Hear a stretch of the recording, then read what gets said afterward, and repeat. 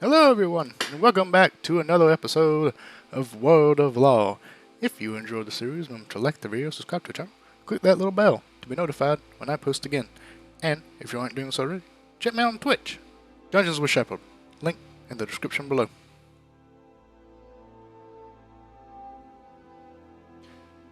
Alright, so last time we left off with you all meeting back with the Archbishop Bucket to inform him of your findings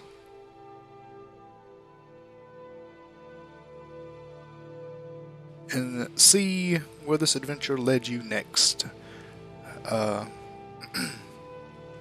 After asking around to a few people, really just Bucket and some random dwarf you found, on the documents you had discovered while in the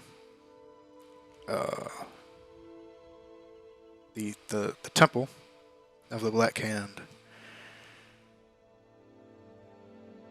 you discovered that there are there's several possible locations of where the two individuals you were looking for may have gone or are at currently. One being, most likely, the Glacial Isles of Vi, where one of the individuals you're looking for, who was one of the higher members of the cult, is waiting for another individual who may be headed to or is currently at the Everflame Forests of Aag. After a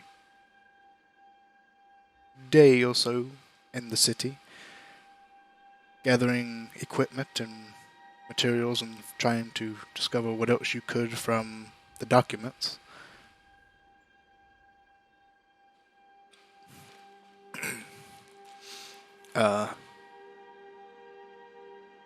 you decided that you will be headed to Aag next.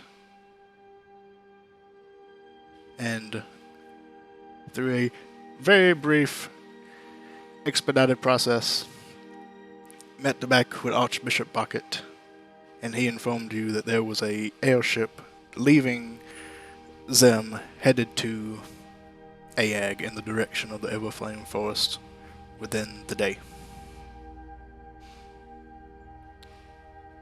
And that is where we pick back up, with you all just returning back to the inn after meeting with Archbishop Bucket and Olmec still casting plant growth in a little offshoot farmstead on some hemp. And you have been out there currently, we'll say about 4 hours, because it didn't really take them that long to go find Archbishop Bucket, ask him that question, and then come back.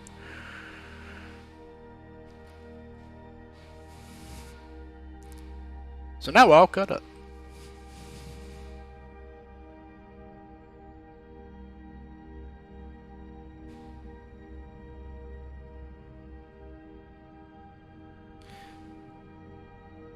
Well, I think it's just the waiting game now. Thank you. I'm so sorry. I'm going to butcher your name again. I hope that's your name. I hope I said it right. I did. Fireball. Thank you so much for dropping by. Thank you for the lurk. Much appreciated. All right. So, is there anything specific you're going to do while you wait, or are you just going to wait the time out to the next day? Or does any you have any plans? I have stuff I want to do after I finish my spell, but I want to make sure everyone else finishes their thingamajig first. Unless there is no thingamajig for everyone else, in which case, I mean... Yeah, did anyone else have anything else they wanted to do during this time? Any more shopping, or just anything random you wanted to do? I don't know. Find another alleyway.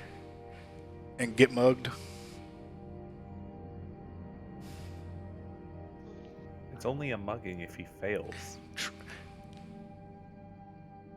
I don't know. I think it was a successful mugging, only they didn't get any money out of it. He was mugged, but he beat up his muggos.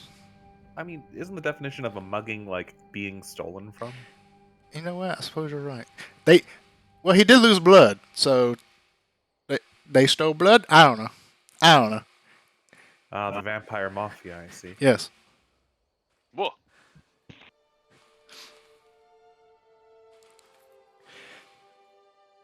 So yes, is there anything else anyone wants to do?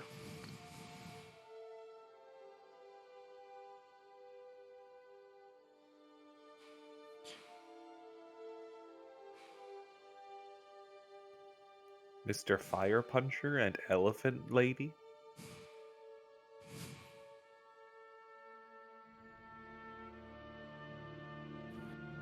Nothing specific.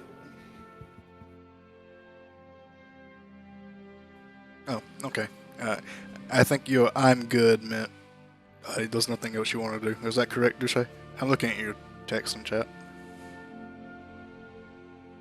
Okay. Alright, yeah. So, then you all just kind of wait around the fanciful raven. Telling this on here now. Until the next day, when the ship is ready for you all to board. Alright. Well, there was that thing I wanted to do after I finished casting. Yeah. I was about to get to that. Oh, okay. Yeah. So, yeah, what would you want to do? Yeah. I wanted to go back to the city and use my Find Plants and Animal spell to find my donkey, who I assume is in some kind of impound lot. Oh yeah, I forgot about that. Yeah, so after your 8 hours of casting plant growth, you make your way back to the city and cast locate plants and animals, looking for your donkey. You do sense the presence of your donkey. It is in a stable to not too far from where you originally. Oh, actually, it's out the outskirts of town. Going right there. Yeah, a fairly decent looking stable as you make your way up to it. It appears to be a guard stead for the most part. Well, many animals are kept. It seems just by looking at it that it is a place for, well, animals are kept who are being, I hate to call them repossessed animals, but repossessed animals from many different circumstances of life. It's a fucking impound lot, but like the fantasy impound lot, right? Like, well, there's goats, there's pigs, there's all kinds of stuff. It's yeah. I mean, is there an attached office or hello part of the structure where there might be a attendant residing or some sort of individual? Hello, hee cat go gubber. Hello, welcome. It's the boy. It's the boy. Who's the boy? Am I the boy? Of sorts. Yes, there is. There is a little office area and within the stables. It's a pretty big, building. You see a few workers out and about. Many of them are, in fact, guards, but they are kind of dressed up in, stable attire. Who do I want to talk to, or whoever I need to talk to whoever's in charge is what I'm looking for. So I guess I'm going to look at the building or ask one of the guards, you know, who's managing this operation at the moment? Who's in command? All right, yeah. So you ask around. The guardsmen who are now operating the stables that you ask point you to the office and tell you to speak to a the main officer who is in charge currently. And they tell you that he is in the office currently. All right, yeah, I'm going right in there and I'm asking him, yo, what's up? I want my donkey. All right, you go inside. It's going to be like, I'm going to say, yeah, I was investigating some cultists. I parked my donkey at their stable as a spy. apparently, when we reported the stable to the authorities that it was being run by a cult, it was seized. I need my donkey back. All right. You walk in and you see a fairly middle-aged looking dwarf, and as you kind of tell him of the situation, he kind of looks at you. Roll a persuasion check. Here, one moment. Ironically, watching you DM while I'm working on my own campaign. Coolio, I hope your campaign goes well. 1 second here. Having a little my tickle to the There's my icon. Skill check, persuasion, bop. It's a 1. That's a 1. Alright, as you explain yourself, the kind of middle-aged looking dwarf looks at you. Well, I've heard a lot of things in my time, but that has got to be one of the most bullshit things I've ever heard.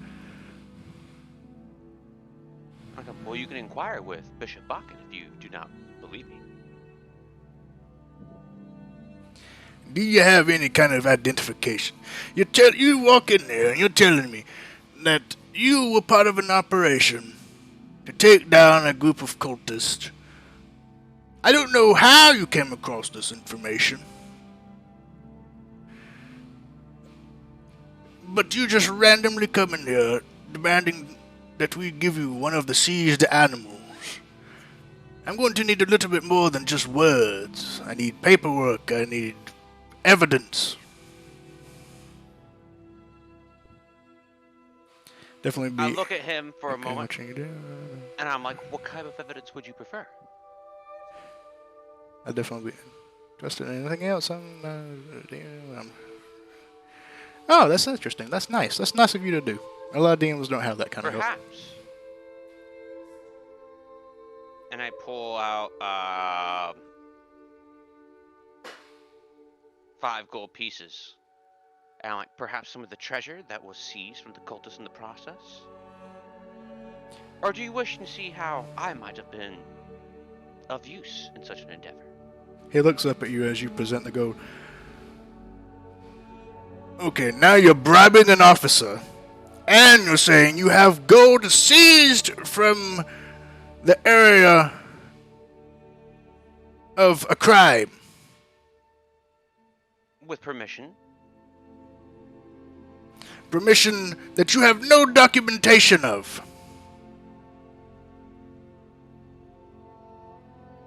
Ponder. I look at him and I ponder for a moment and I go, yes, that is correct. Is there a problem, officer? Yes, currently you're bribing and theft But of an area currently under investigation. I merely showed you the gold. I did not offer it to you.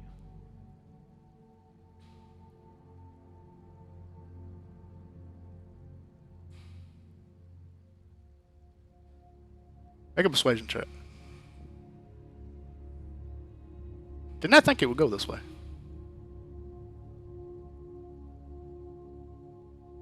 14. 15. You got +1. Or, 15.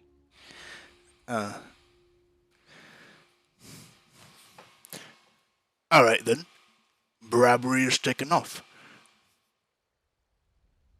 But I still say that you are in an unauthorized position, taking monetary value from an area that is currently under investigation, and you still have not presented any sort of paperwork or identification.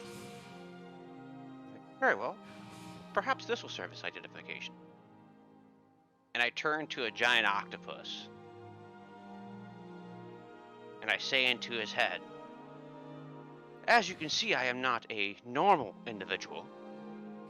Surely, a common criminal that would come in here attempting to scam you for a donkey would not have these capabilities.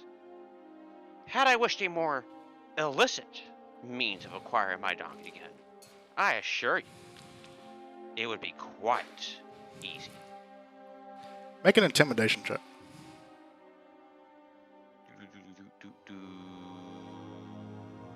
This button, this one. Ah, it's a 5. He kind of, as you just turn into this giant octopus, this metallic octopus in his office, which isn't really that big. You knock the counter, the desk back. You knock some shelves over, and you speak into his mind. And he quickly stands up, and his face is stoned, just determination and hardened. And he reaches over to a whistle that he has on his side of his pocket and pulls it up and begins to blow it. Alright. I will transform back into Olmec. I will leave the door. And as I'm leaving, I cast Conjure Animals. Mhm. I summon 8 stench cows. Okay. I tell them, just fuck the place up and make all the guards sick. And then I transform into a moorbounder. And I just fucking leave with my 70-foot move speed. Alright. Let me look up. You're not great at making friends. Well, the one persuasion kind of did that.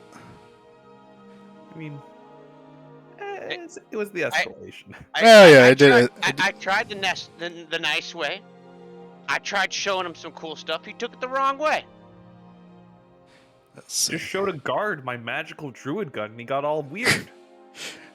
Just starts to start with 5 feet of snatch count. Okay. Alright, so you leave out the front door, summon the stench cows. As you do so, the stench cows appear.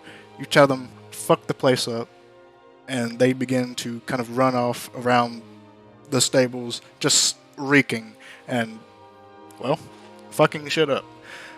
Just goring the side of the building, attacking all of the fences and all of that.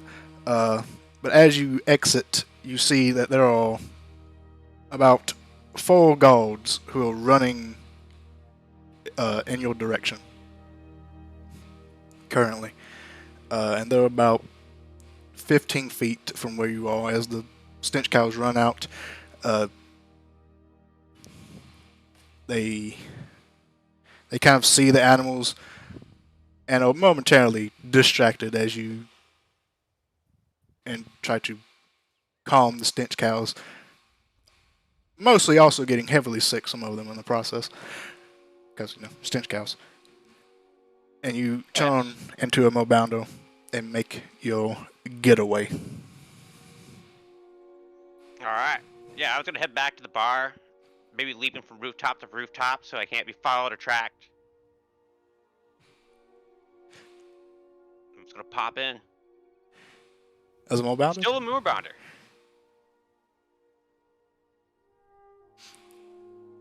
How do you open the door as a Mobounder? With my jaws. Okay, fair enough. I'll give it to you. Oh no, they're learning to open doors. It's like the Velociraptors in Jurassic Park when they begin to open up the door. I just look back in the chat and I see Dulce riding holy shit. Yeah, holy shit. I interfere cops. They learn to open doors. Alright, yeah, so you begin to make your way back. You eventually make it back. You open up the door as a Mobounder, and you begin to mosey in, and the halfling behind the counter looks up. He goes, "Holy shit!"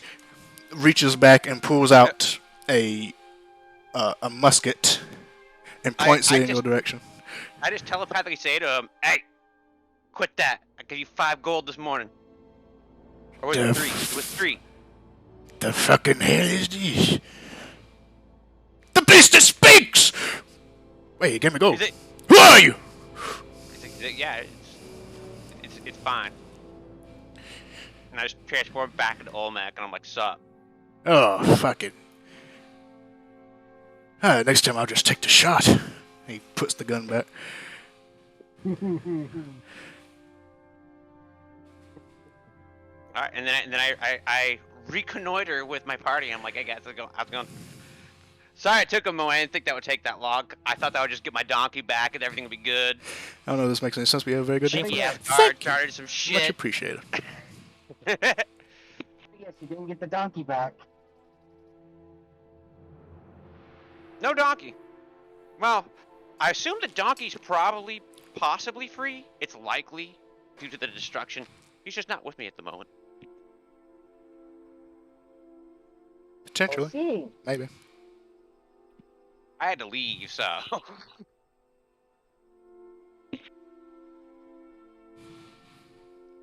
And you say that we fleshlings are destructive. Sounds like you have quite the bit of Hey, you don't know what he did. He's not telling any of you guys about that shit. I don't know what he did, but you said there was destruction. I didn't say he did it. Oh, see, he's just worried about environmental destruction. He's not worried about a building or any of that shit. You don't give a fuck. It's not a tree. It's not a forest. The point that Sufia is making, he's acting just like a fleshling as far as destructive capabilities. It's just not environmental. He's just as destructive. It'd be the point you're making, because you wouldn't even know about what he just did. Not telling any of you. He's just like, yeah, fucking, I don't know what you're talking about.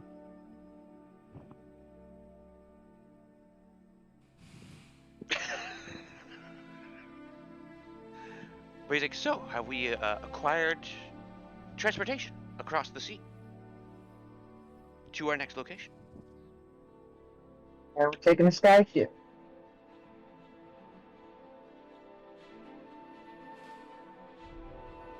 Olbeck nods. Very well then. Hello, Shade. Welcome. Noble quest for the donkey. Is there anything else anyone wants to do, or are we just waiting until the next day? Probably not long. Probably not long. I don't think we need to get any potions or anything. I think we're pretty good. As far as I'm concerned. Well, there we go then. I think I'm good. Alright, yeah. If there's nothing else anyone wishes to do, no more misadventures of Word of Law.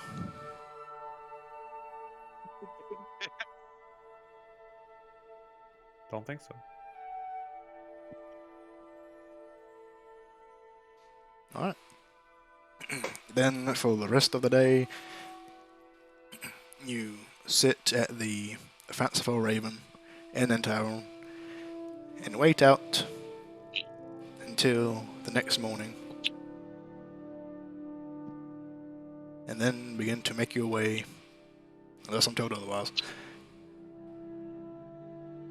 to the Temple of Judgment. Archbishop waits.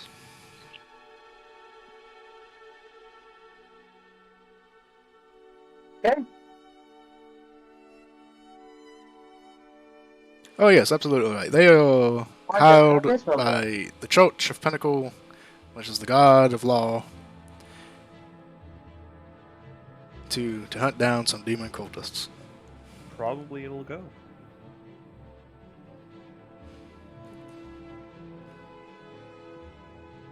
Alrighty then.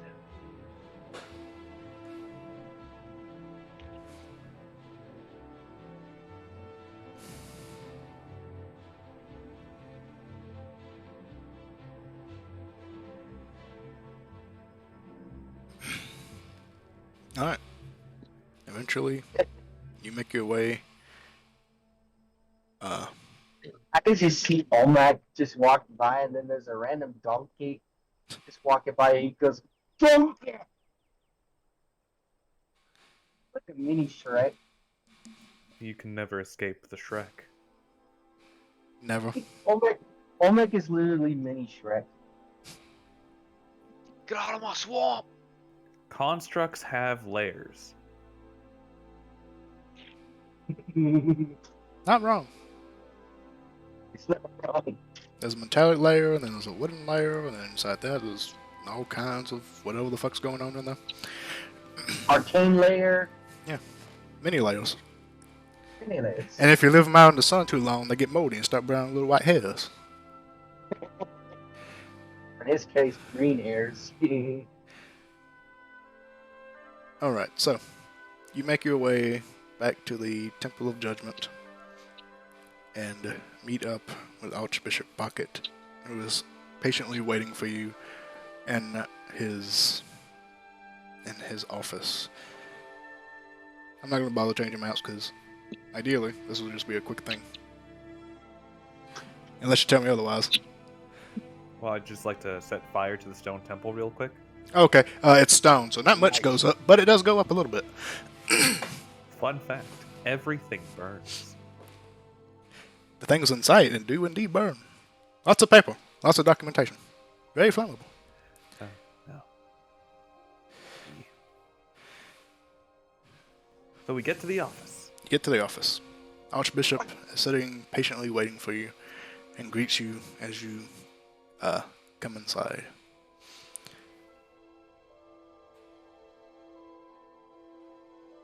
Hello. It's been a day, and I have accompanied the appropriate paperwork for your travels. Derriag. He begins to pull out various sheets of documentation and lays them out on his desk. These will be your papers to grant you access to the vessel.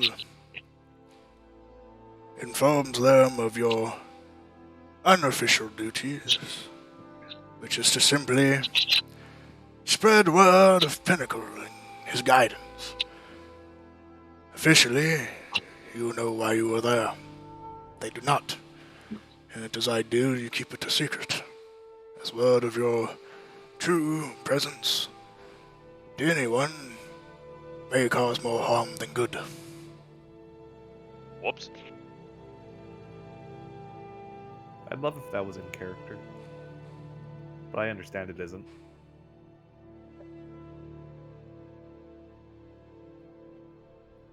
Alright then. Well, off we go. It's been 1 week since you looked at me. Yes. The cleric did in fact convert many of the cultists in I will this do the area parent thing of taking everyone's paperwork to make sure they have their passport for the plane. into kind of like I will allow this. a thieves guild. Mostly Well, for dental, doesn't yes. I am aware. That's why you're one of the children. The homicidal child I hate that I inherited from my third marriage. What does that make Sufia? Like the ant, the wheeled ant. The weird. The daughter that has too much sugar and attention deficit disorder. And probably has too many inappropriate feelings towards the neighbor boys. Oh, okay, that one. That part seems a little bit spot on.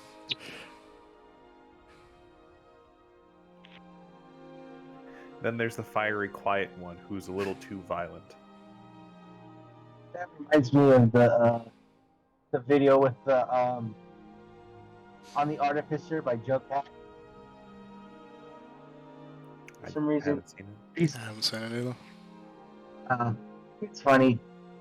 I haven't really seen a lot of Joe Cat Liar! stuff. I doubt it's funny. It's hilarious. He starts talking about the fact about magical items and how artificers can create.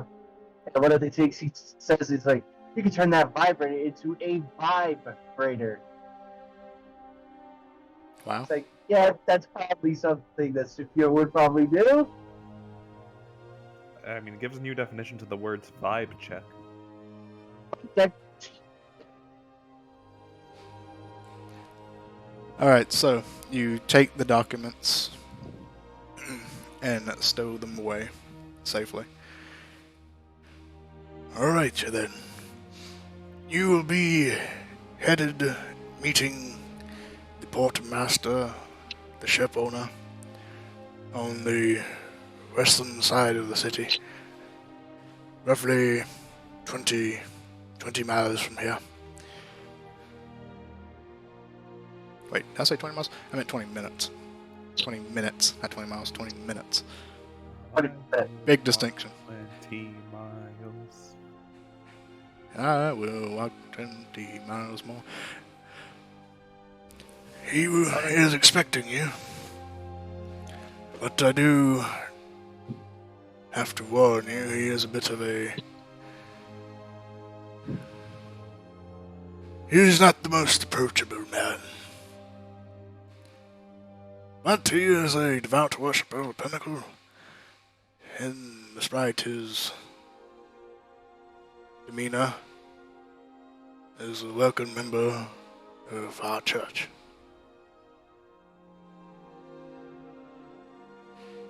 So he will get you where you need to go. Hopefully.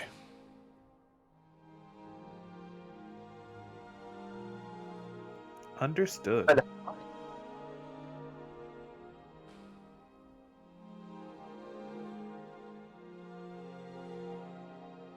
Did you say something, Dusha? I said, well, alright. Alright. You have your documents? Do you have anything else you want to say, or do? Sufia does not have anything. And she puts on her goggles.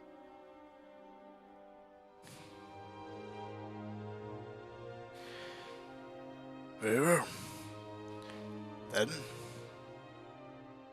best to be off. Unless you have any more business you wish to attend to. No, the business I started should be self-sustaining. He'll leave. I don't know what that means.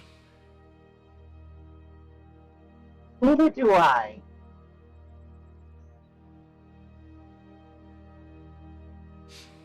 And Amar walks away.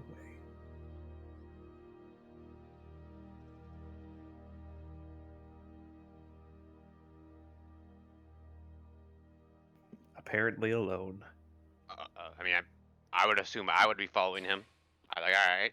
Down the only road he's at. Oh no, everyone else is here. Ah, shit! There's other people here. No, I'm not walking alone. I was gonna have my phase. I'll be honest, I never presume anything with any of these groups, because they always just do something unexpected. So.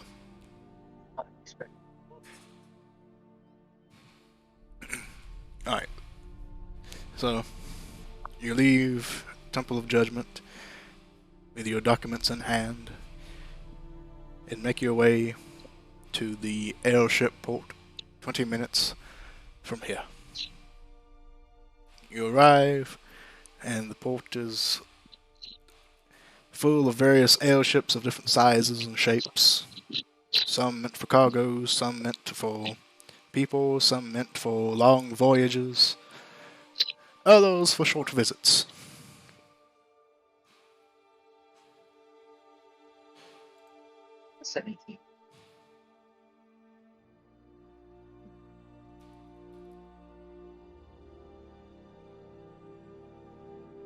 And we try to find an angry person who worships law. I'm sure there are great conversationalists.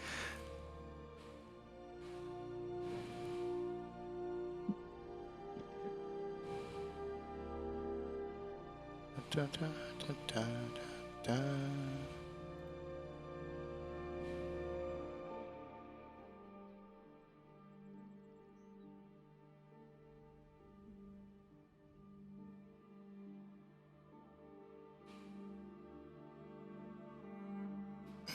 Alright. As you look around the area for anyone who fits this description, and you actually look through the documents, you actually see that the name of the individual is named Lift. Just one name, no last, no first, just one. But as you peruse looking for this individual, make me perception checks. Oh, Dosha, you can't actually. You can do it in chat. Just basically do it the same way you do it.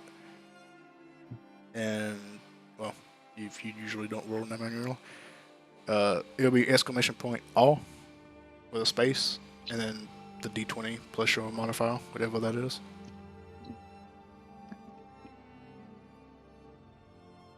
You're not driving, by the way, are you? I am driving right now. I'll do it for you then. I'll do it for you then. Dear God, Yes, don't do it. please. I am fully driving. I am. Do a flip. Dear God, please don't try to type a roll for DnD while you're driving, please. What's your modifier? What's your modifier? Do you know it? It's a 1. It's a 1 because your passive is 11. So, fortunately, you rolled a 4. You do have advantage, because Sniffle. I don't know how much that'll help you look for someone that you don't know the smell of, but who knows? It didn't. It's a 2. Okay. Alright. 21, 17. Olmec. I'm too busy staring at the airplanes. I also got a. Oh, did I actually roll the wrong thing? What? I'm not saying you roll, unless you rolled persuasion. Did you roll I might persuasion have by rolled accident? persuasion on accident. It's either an 11 or a 17, depending on which one was actually. I think your last check was intimidation, so yeah. Yeah, you rolled by mistake. So, Alright. you had a 16 plus... Is your perception right? 9? Probably. Knowing Yeah, you I got- guys, that's probably right. I got a pretty big. I do have +9 on perception. So yeah, so you got a 25, a 21, and a 17, and then a 4. Because I rolled. And that's what happens when I do it. Alright, so... as you all look around... wait.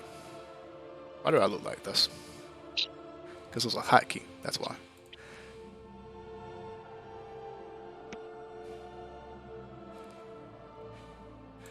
Alright, as you all look around...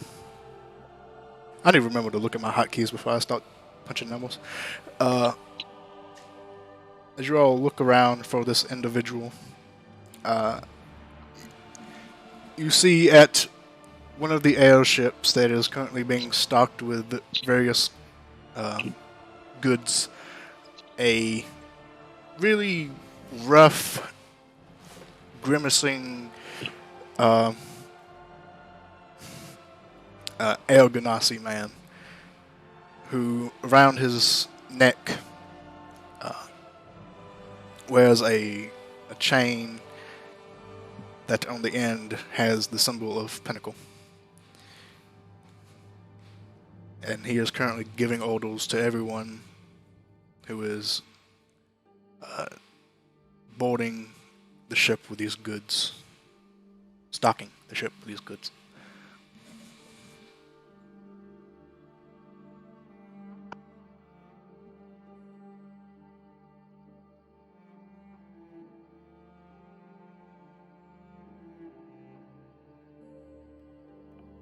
Hello there. Oh, okay, I was about to say.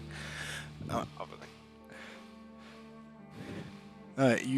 You call out, and the man kind of looks at you, grimaces. What do you want? Passage. For who? Us. Got any paperwork? Always. Alright, let me see it. This guy's accent has been changed like 3 times since I've been speaking as him. Is good. He's a man of mystery. He's a man of law You know the history. and mystery. I present our documents. He takes them, looks them over. Alright, we... Four names.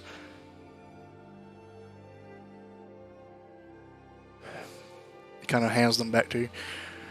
Very well. Oh my god, it changed again. 4 times. His voice just keeps changing. Alright then. Welcome aboard. You headed to Egg? Yes. Well, we set sail in an hour. You can Alright. do any business you have left, if you have any. But if you're not here within the hour when we move, we're not coming back.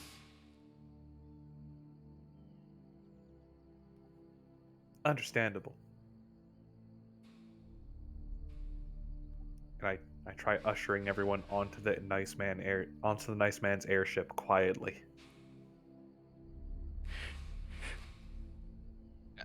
Can Olmec buy some pipe tobacco and a pipe real fast?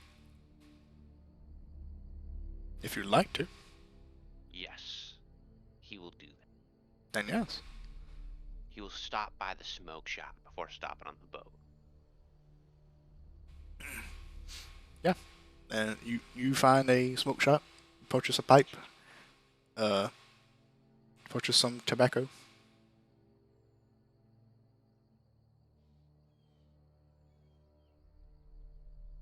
They have various different kinds, various different flavors, grades, low quality, high quality.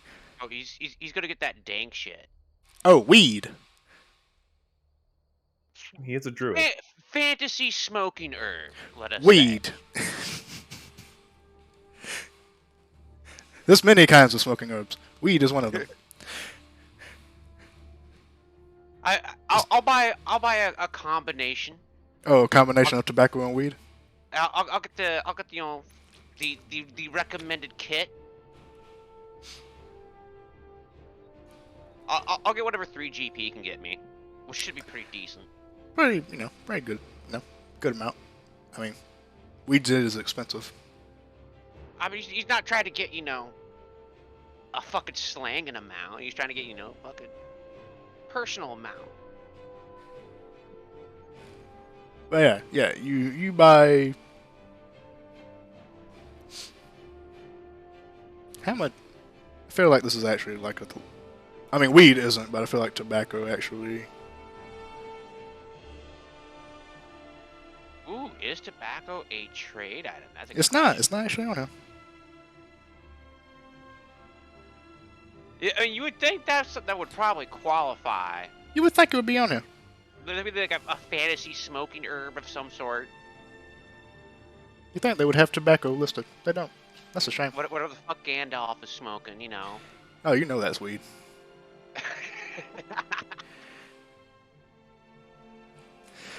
That's what makes people think he has magic. He just puffs that smoke in the face, and then he's like, "Oh, look, I cast light," and it's really just like a gem on the top of his staff that he reflects off the sun.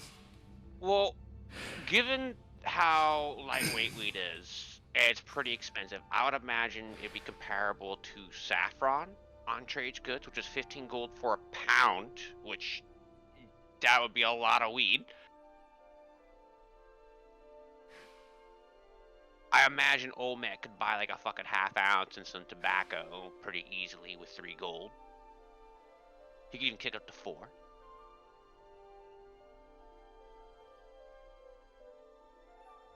I'm not even sure what saffron is. I don't think It's a so. really, really expensive seasoning that comes from a rare flower. Even in like real life, like in the world that we live in, saffron is fucking crazy expensive. Everything's expensive. It's crazy. But yeah. You managed to buy some dank, some sticky icky, some. I mean, actually, saffron's even fucking worse than fucking weed was when it was illegal. Fucking $1,000 a pound for saffron. Crazy. You buy some paprika. So I get my goodness, and yeah, I'm hopping on the boat. Alright.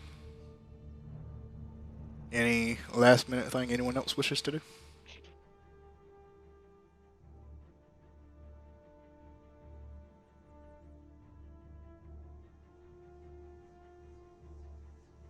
No? Nope. I'm right now. Just got home and I'm on my computer. Will, anything you want to do?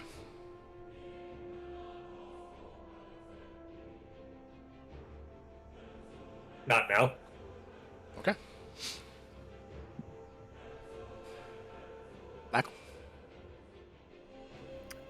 I do mental theories and theorems in my bunk. Excellent. Alright. You all board the ship. Settle yourselves in. And after an hour, you hear a loud whistle blow. The ship begins to shake. And it begins to lift off the ground and up into the sky and moves via these massive air balloons that fill up. They were already filled. It was weighted down. And begins to sail forth, leaving the land of Zem and headed to the land of Aag. The trip, the journey, is long. How is the ship propelled? Does it sail? There is a as you were coming up to the ship, you could kind of see it, and as you kind of look around while you're on deck, you can also kind of see it. The ship is propelled by two propellers. Colors? Yeah, propellers that as pushing the. It's basically a giant blimp, but the ship part is a ship, like a literally wooden ship. It's a fucking Zeppelin. Yeah. It's literally a Zeppelin. Pretty Alright, much. alright. Only a little bit smaller. They came in different sizes. Alright. So the journey is long, arduous, taking you roughly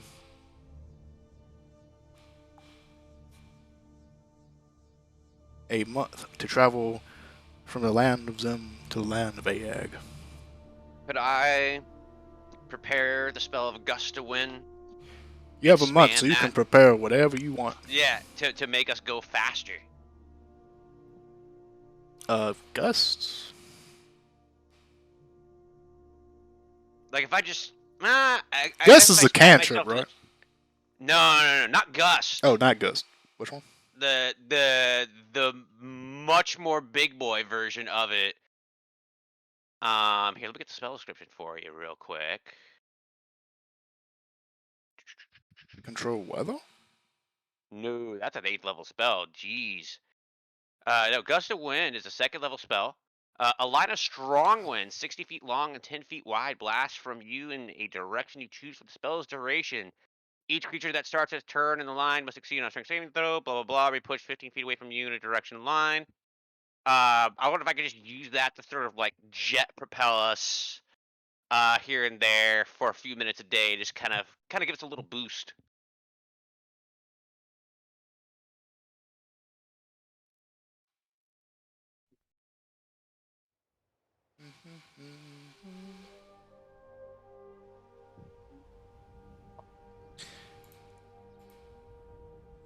Yeah. So, if you try this and you begin to do it, there's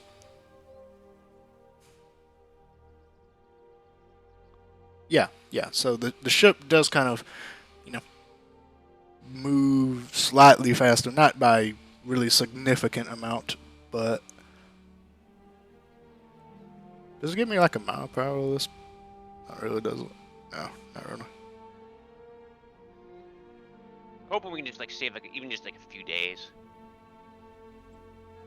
Maybe in a couple days, shit. It definitely is, helping you out some, but to not much of a noticeable degree, but, span it out throughout a month probably is making you up like a day or two. What he was kind of going for. Obviously not casting on the day before we get there so that he can save the slots. Yeah. A legume seed. That is such a weird component for this spell. It gives you gas. That's what it does. It's giving you gas. Yeah. Checks out. Alright, yeah. So, you travel for a month. During this month-long travel period, is there anything anyone wishes to do? Throughout this time, living amongst the crew,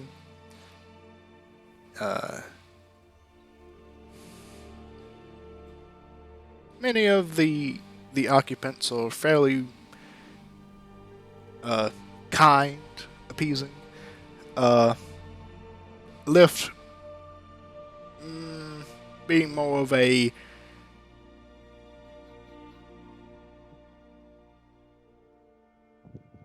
what's the term? Not really caring about your presence.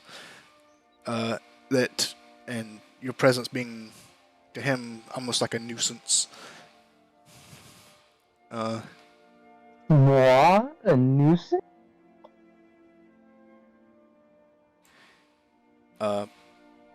But you kind The answer of may surprise you. Well, I'm a beautiful cockadoo. as you have kind of lived with them, the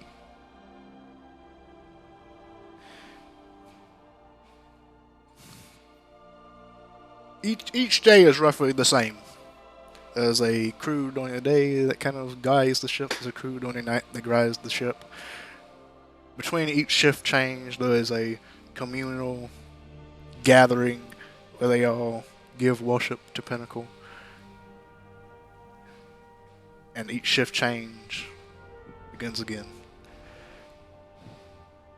Olmec spends most of the time aside from the few minutes when he's casting that spell, he's gonna be just smoking bowls with Echo, his bat friend, who lives inside his chest. See, like he'll take a hit, then he'll open his mouth to stick the pipe in further, the bat will pop out and take a hit.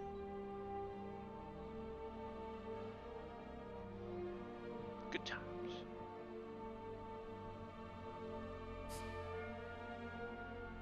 Does it affect Olmec? No one's really sure. Alright, so.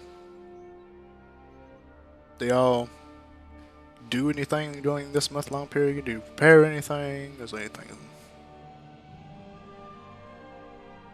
you wish to do? I've been doing a lot of social experiments lately. Maybe it's time to branch out.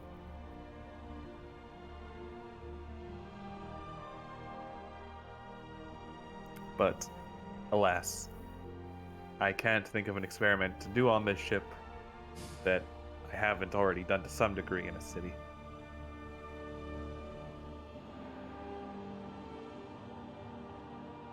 I guess I'll just examine the airship, like arcane mechanically.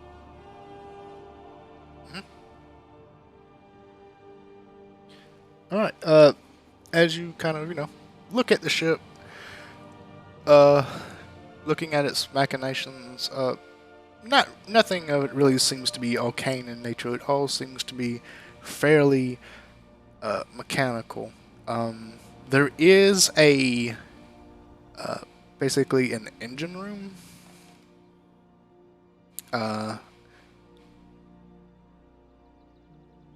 But it doesn't seem like you have permission to go inside, as the door is usually closed. There are several people that come in and out, but very few people are allowed inside of this, like, engine room, quotations, to work with the propeller generators. Well, now I have to get in there. Do you try? Yeah. Alright, what do you do to try? just give you a little bit more information because you've been on here for a month. I mean, you probably are choosing to do this between any of this time, but you have picked up, because you're smart, that the shift change usually happens midday, and that is when one group from the engine room comes out, another group goes in immediately. However, during lunch and dinner time, the engine room seems to be left unoccupied. However, they do seem to lock up the door before leaving.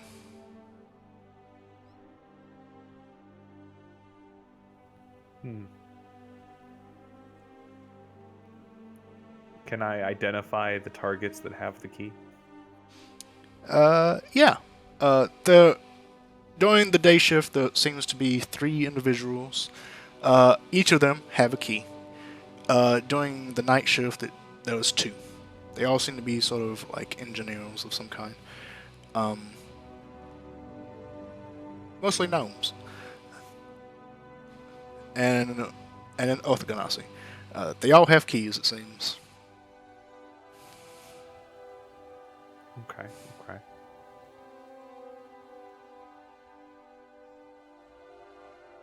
Well,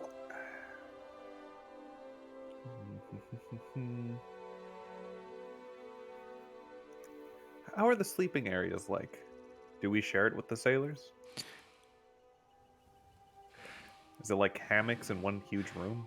There are several rooms. Most of the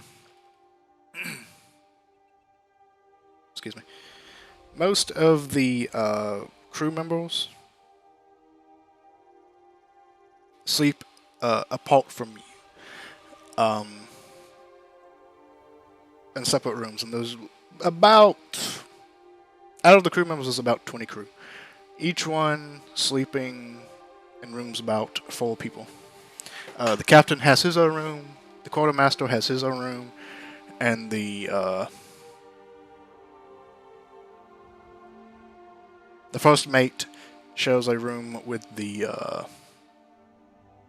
I am forgetting the word, with the paper pushing guy, the one who, Quartermaster? actually that might be the quartermaster now that I think about it.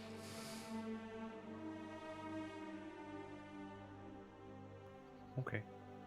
Yeah. But you do actually have your own set of rooms together.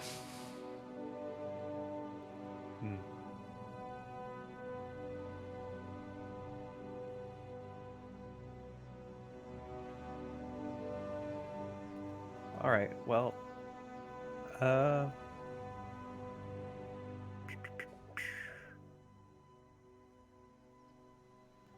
during a shift change, I'll say when the morning shift's heading in, I'm going to try to approach one of the key holders quietly and try to talk to him. It's like, excuse me. You said on the shift change? Basically, when a shift change is ending, like day shifts, tired, they just finished work. And going into the night shift. Okay. Yeah, they're going in, everyone's changing. Yeah. I'm going to talk to one of the day shift people real quick. Alright, cool. Yeah, so you approach one of the... So on the day shift, there's basically 3 people. There's two rock gnomes, a female rock gnome, a male rock gnome, and there's an orthogonasi. Doesn't particularly matter, but I'll assume female earth gnome. Gnome seems silly. That could work. Yes, that was racism out of character. I hate that I gave you a female option, because now that means I gotta do a female voice. I hate myself for that. Fuck. Anyway. Alright, so, you approach the female rock gnome, who is just getting close to the end of her shift end.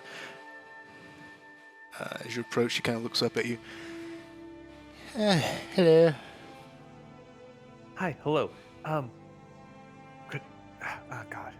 Gods, I am so sorry. But could I talk to you about an urgent matter privately for a second? Sure. What is it? Okay, there are too many people listening. Over here, real quick. Sorry. Well, all right. She kind of follows you. Yeah, I don't go anywhere creepy. Just like somewhere away from people. Milling about out of a hallway, basically. Mm. When I'm like, so, um, I need a favor, and I am so sorry, but there may or may not be an invisible creature loose in the engine room. Roll a deception check. Okay.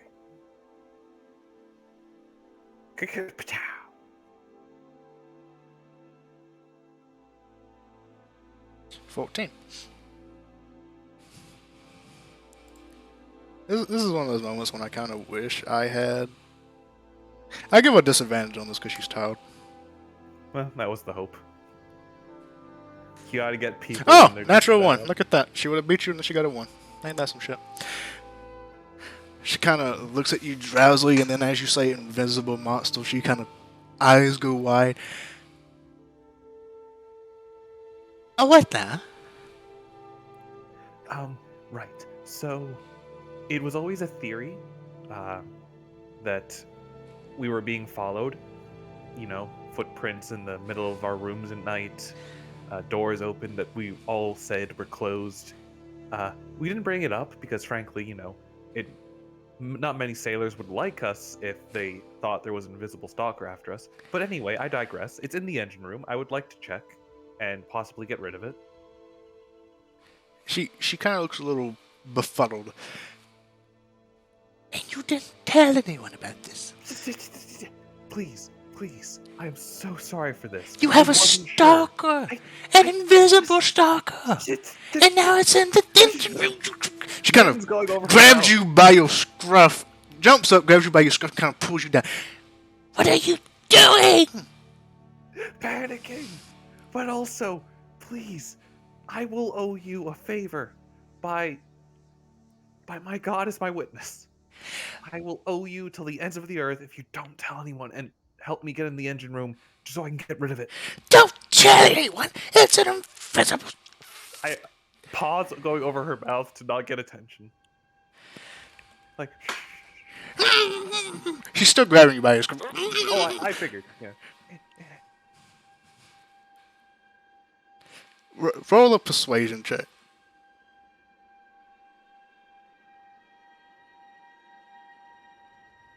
Oh yeah, the plan comes together. I'll give you advantage because she is very tired, but actually I'm kind of tempted not to because now she's kind of freaking the fuck out. Yeah, I'll give you advantage. Fuck it, why not? So 17. She kind of lets go of your scruff and grabs your hand and pulls it off. What do you want to do? Okay, well, I've been studying it for, not it, because it's invisible, and it's, only 90% following us, but I have a ritual given to me after some study by my god, and if I perform it in the engine room where I believe it is now, it should banish it to its plane.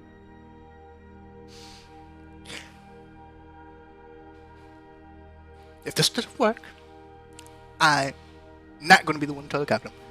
You're telling the captain. You have my word. Also, your hands are surprisingly soft for a sailor. Thank you. I lotion them every night. Alright, well, we should go. Alright, she begins making her way back to the engine room. Kind of pauses for a moment, looks back to you. I gotta wait for Tinker Bottom to leave. He's still inside. Oh shit, Tinker Bottom's still inside! She kind of rushes off into the engine room.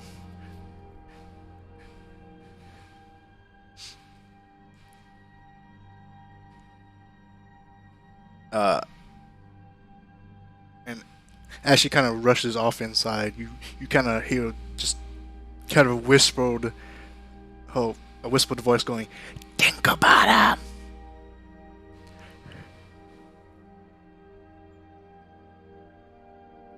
Am I with her or with them? Oh, I didn't involve any of you in this. he hasn't involved anyone in the shenanigan. I apologize for taking time. I just had to get up to at Not least that, one it's just shenanigan a if month. we have somebody invisible, Sufia may be able to assist. There isn't actually anyone invisible. He's making all this up. He just wants in the engine room. This is what we call a lie.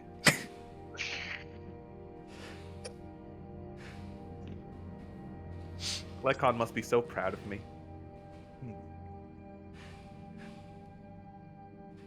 All right. So after several minutes, the door appears to be unlocked. She didn't look. It doesn't appear that she locked the door behind her. Do you just go in after several? I'm sneaky. I'll tiptoe. All right. Roll me a stealth check. Okay.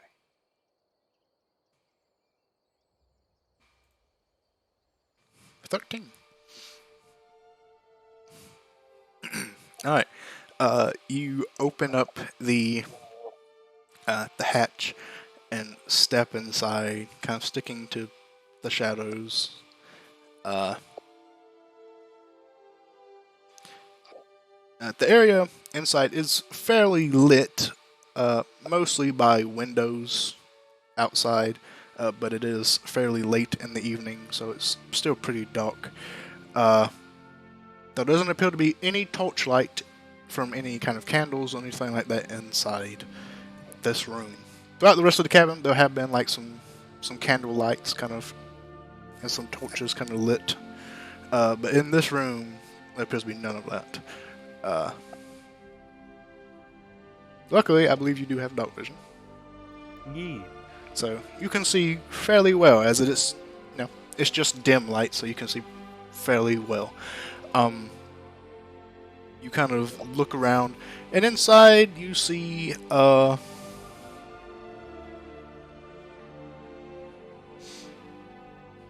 you see what looks to be several rooms that kind of the entire area is cramped. There looks like to be several small rooms. You can hear inside one room the door's closed, and it appears to be the woman that you were just speaking to, and she's speaking to someone named Tinkerbottom, whoever that may be. You presume to be the other gnome man. The two rooms are opposite each other, and there is a narrow hallway that kind of goes in between them. You're kind of in this. You're kind of in this hallway currently. The door opens up, goes into this hallway, this narrow hallway, and there's two doors on either side.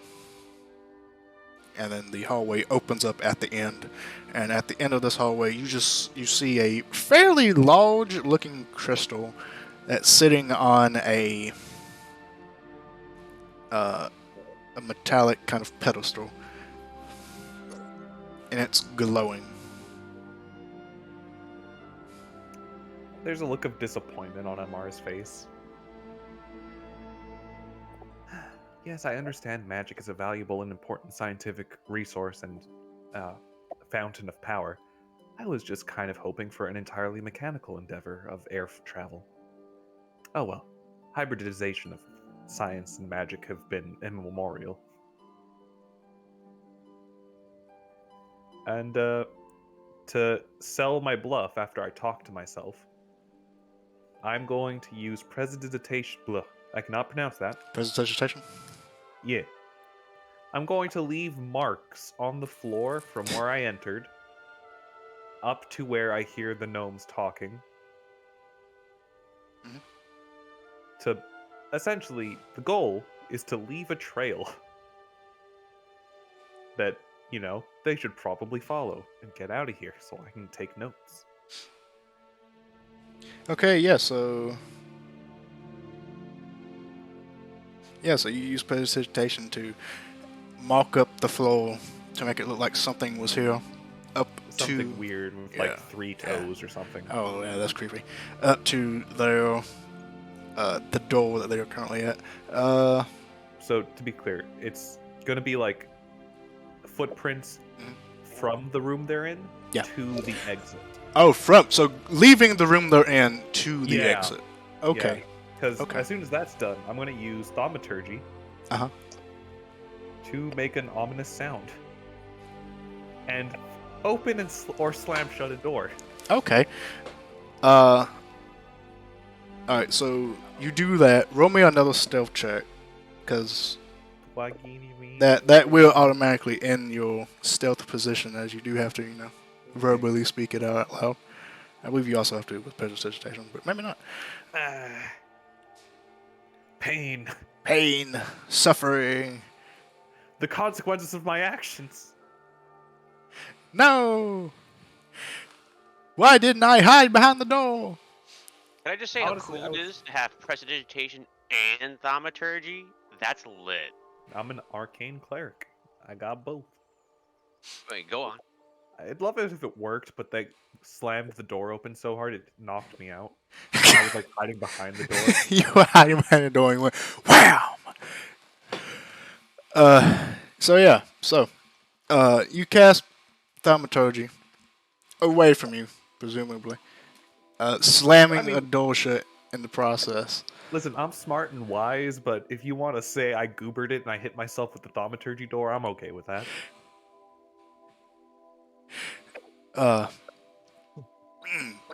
Yeah.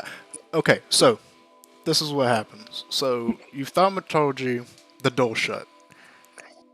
You do accidentally slam the door into your face, and you fall to the floor.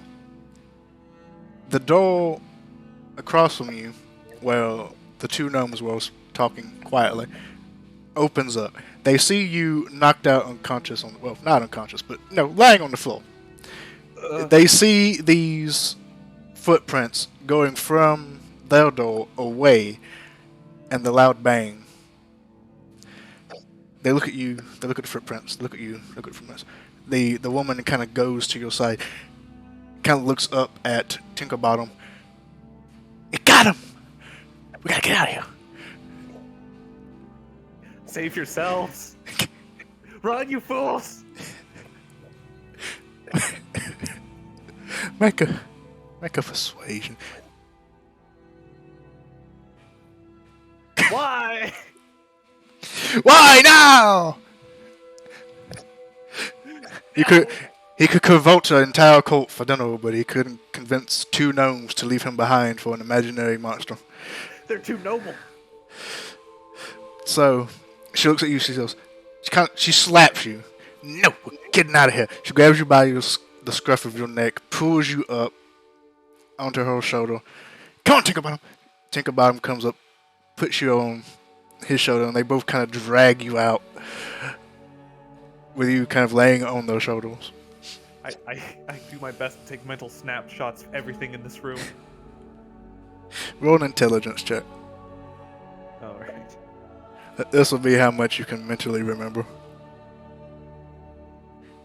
Give me disadvantage for the door hit to the dome. I don't know, sometimes you need a whack to the head to get things working. Where is general intelligence? It'll be ability checks. I don't see it. Oh, there it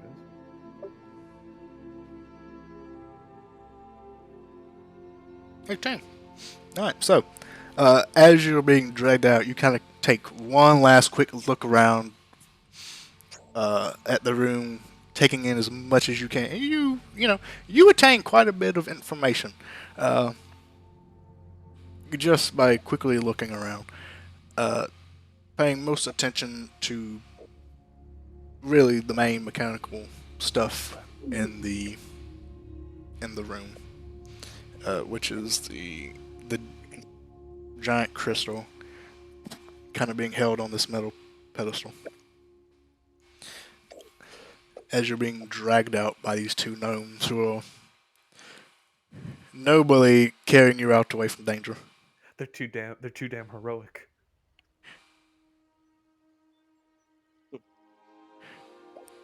All right, so they pull you out, and they kind of take you to a hammock or a bed. There's beds, and lay you on it. What happened? God, I was just. I got impatient. I needed to set up the ritual. I was working some magic, but then, before I knew it, it just went right by me and used the door to bludgeon my nose. She kind of looks to Tinkerbottom, looks to you. We gotta tell the captain. We can't just have this thing letting loose on the ship. Listen, you two didn't have to take me out of there, but you did. Let me take the heat for this. I'll do it. Pretend you weren't even there and I snuck in. Oh, you're taking the heat. Okay, good. We're agreed then. I'll tell the captain. But don't worry. Me and my party will hunt this thing down if it's the last thing we do.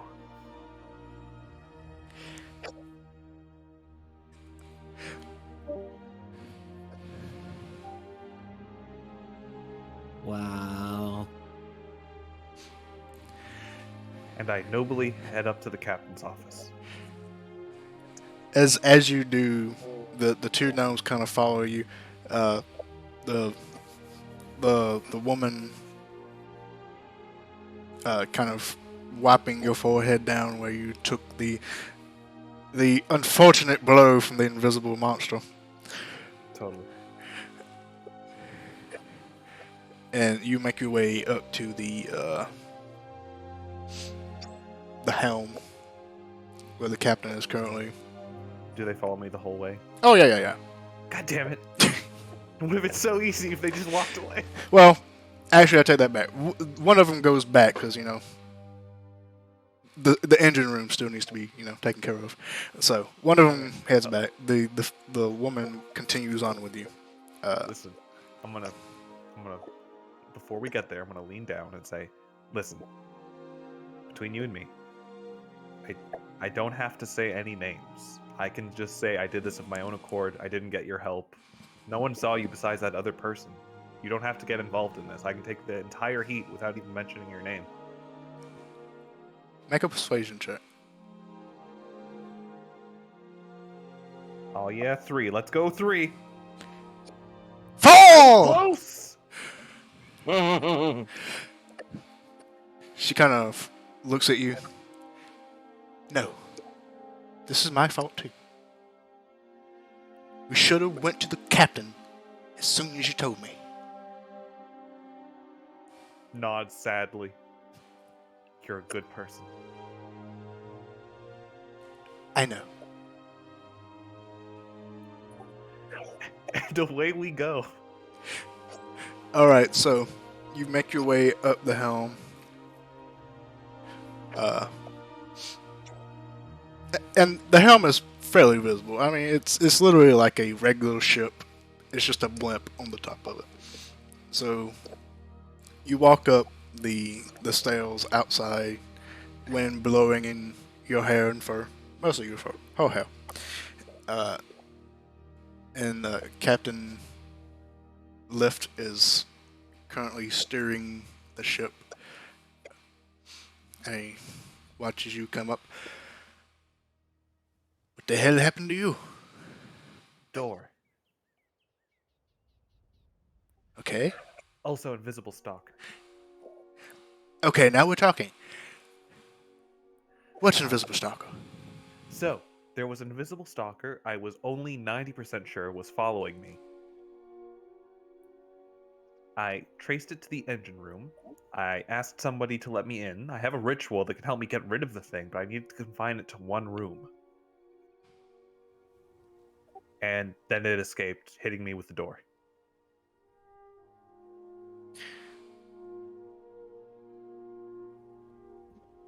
Roll this. Well, yeah, roll deception check. This is all deception. Roll a deception check. Yeah, this is a big old con. Oh, Here yeah. comes the one! Not much better, though. Cult leader, everybody. I don't know. I mean, he does. I'm gonna make him roll an insight. I mean, his passive would just see through this shit, but I just want to It's see. fine. 14. Okay. So he looks at you. He looks at the gnomish woman standing next to you. An invisible stalker Indeed. in the engine room. Indeed. Hit you in the head. The very same. He kind of looks down at her. And then you... What are you doing here? Oh, right. Engine room.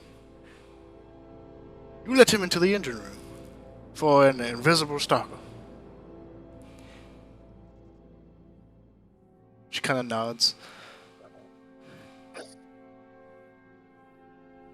Well, I must say, I've never seen an invisible stalker use a jaw to hit someone in the head. Not entirely impossible. But it's a long way from home, isn't it? Indeed. It's quite a mystery on how it even started following us, but I aim to figure that out after I take care of it.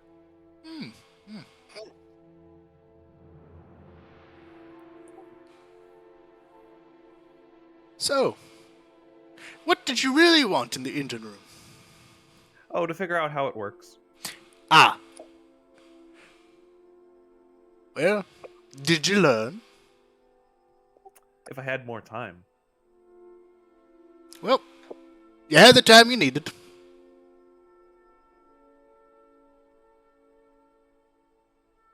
He looks to the woman. Don't let anyone back in the engine room.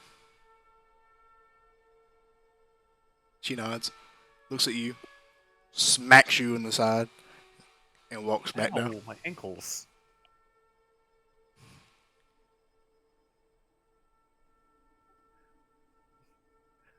So, can I go in the engine room again with permission? No. What if I said please? No. How about now?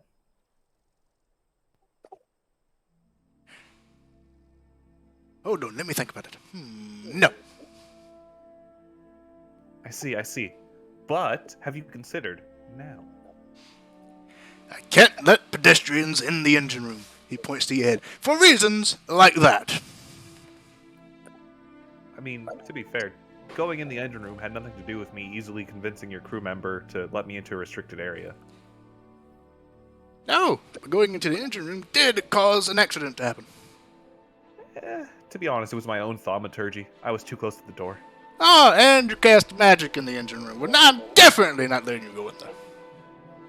Oh, interesting. Violent reactions to magic, perhaps.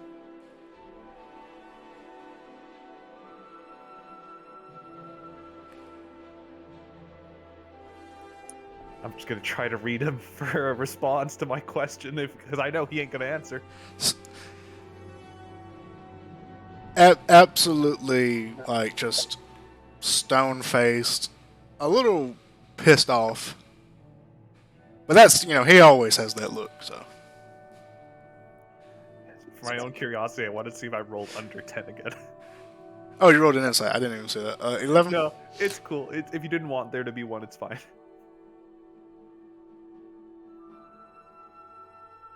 But Pretty much the same thing. Pretty much what I just said. Okay. So yeah, those are my shenanigans for this month. Anyone else up to shenanigans? What was that? Anyone else gonna get some shenanigans? Mine are done. Sophia's just chilling. Just working on contraptions for her new spells. Cool.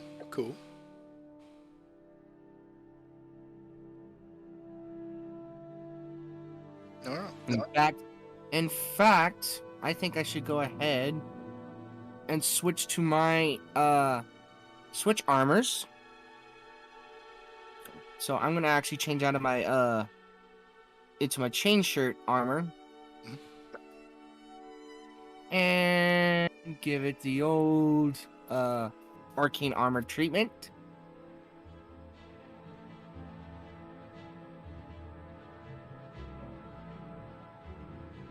Because you know this girl likes to accessorize. Always.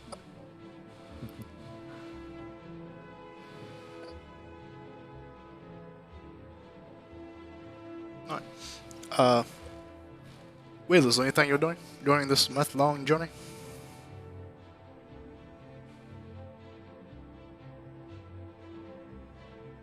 Wrestle the sailors.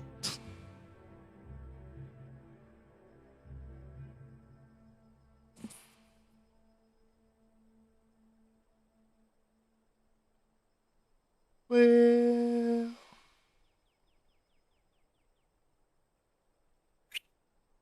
Yes. are you doing anything during this month-long adventure?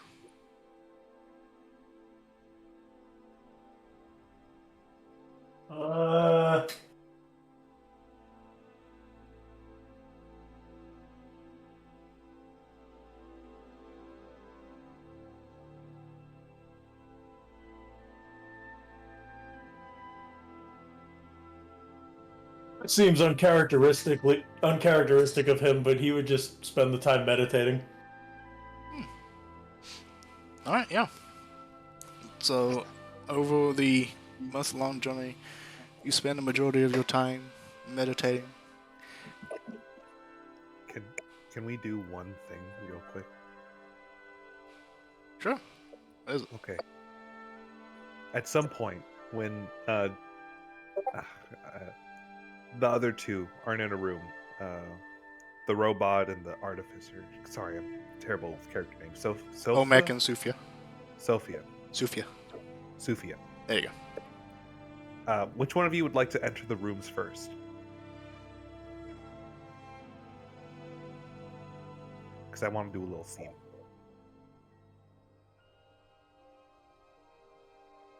I guess Olmec will pop in. All right. Amar will raise a hand as Olmec opens the door and make a frantic motion.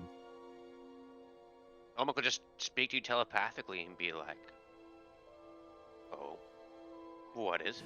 And then just cast Detect Thoughts as a free spell for the day, and just he can just read your surface thoughts. And He be will like, just Just point. think about it. He will point to Talon meditating. I Olmec, like, don't know what what's the wrong. fuck? He's just sitting there, Menacingly. menacingly. Bonus action: switch targets to Talon. What's he thinking about as he meditates, or is his mind empty?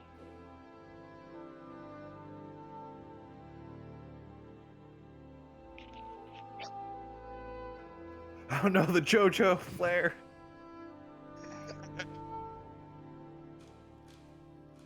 Oh, hold on. I gotta... There we go. As he meditates, JoJo music appears. So Talon, what's your surface thoughts?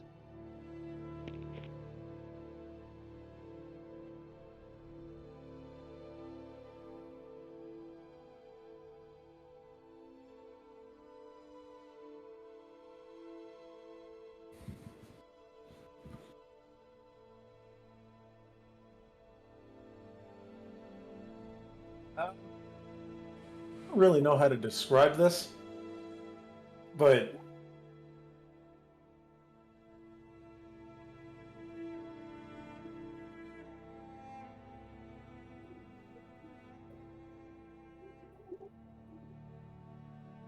basically something revolving around this is just, I don't really know. I don't have a description for that.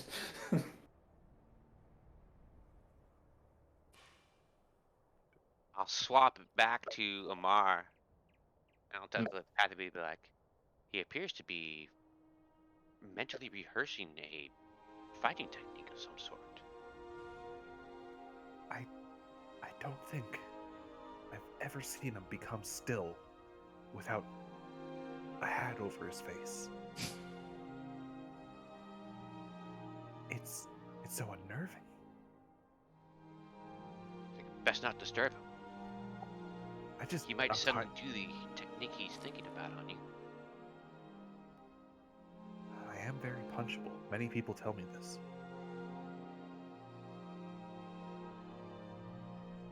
Well, as long as Suf. Truthia. Sufia? There you go. Sorry. As long as Sufia enters quietly, as is her custom, I think this will be fine.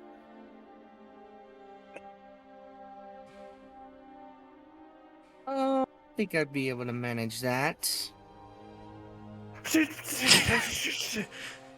Oh shit, she's already in here!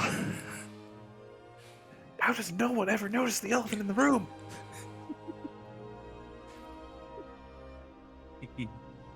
Oh, am I not supposed to be in there? The question is, how do you enter? I was just doing a scene where we weren't all in there, and I'm freaking out. The Talon's meditating for the first time since I've known him. So, if you would have liked to actually been in the room and I just never noticed you, that's fine too. That. Let's do that. Okay.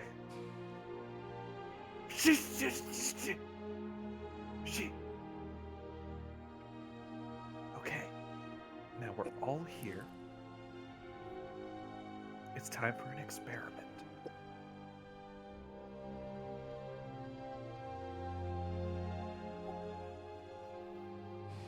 Sufia, you Yeah.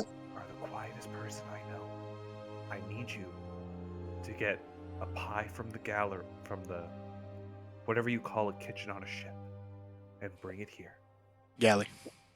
Galley, that was it. Any flavor in particular? No, any flavor will do. Okay. Olmec, I need you to get me a feather. He cocks his head. A feather?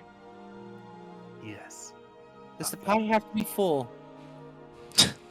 preferably.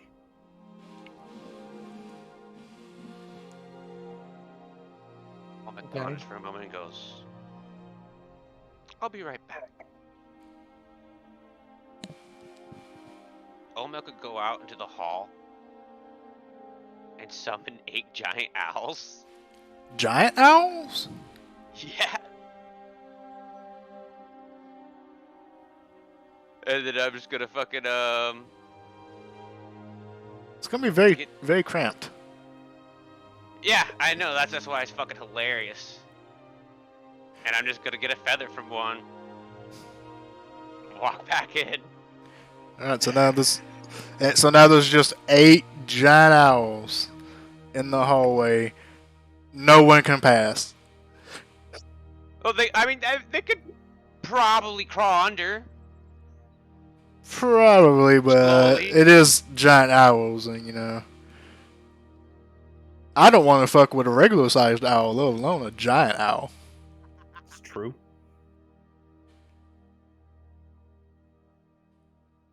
I come back in with a feather. A comically huge feather. A comically huge feather. Good. Now, as long as Sufia can get to the galley and return a pie, everything should be fine.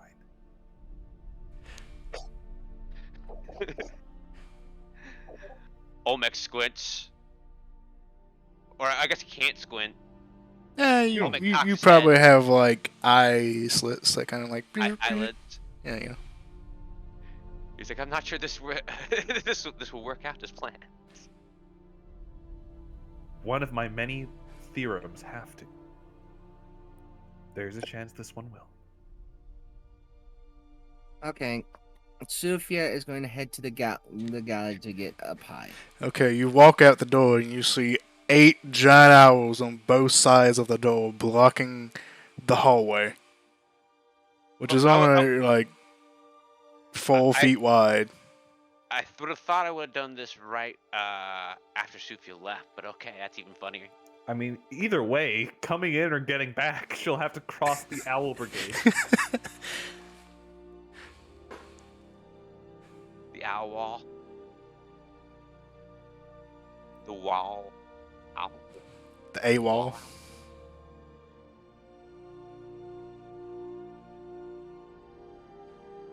Yeah, What's Suthia's so reaction? Sufia just stands there wide-eyed, and she just goes, "Oh, that explains a lot." Does it, though? No, but she's gonna say it anyway. She's going to try to push past the owls just to try to get out. you begin to try to push past. There's really no pushing past. You either have to somehow coerce it to go over you, which is going to still be very difficult as they are large animals in a very tight space. Olmec will lean out and be like, "Oh, Then he looks at the feather. And then he looks at the owl. And he's like, I suppose we'll run an experiment of my own. And he's going to drop concentration on conjure animals. The question is, does the feather remain?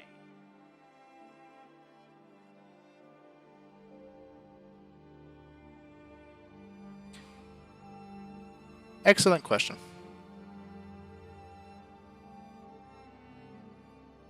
I'm not sure there's actually even necessarily a ruling on that. I don't know. I don't think that. Well, I mean, there probably is somewhere, but it's never like actually written anywhere. It's probably like a tweet that somebody made. It's really just up to how I feel in the current moment. So I'm going to say it stays. Okay. The giant owls disappear. And Sufia is going to walk out to go get that pie. All right, you make your way to the galley, and lo and behold, luckily for you, there was pie this day. It's a Friday. It's Pie Day. And it was a good day. 'Twas a good day. This Friday we had pie. It was Pie Day. It's a wonderful day for pie. Family Guy reference there. Oh, I remember that vaguely. I haven't seen much Family Guy, unfortunately. That was like back to the multiverse. Oh yeah, I definitely haven't seen that The one. universe. Yep. So you pick up a pie.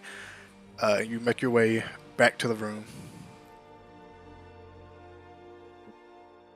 Excellent.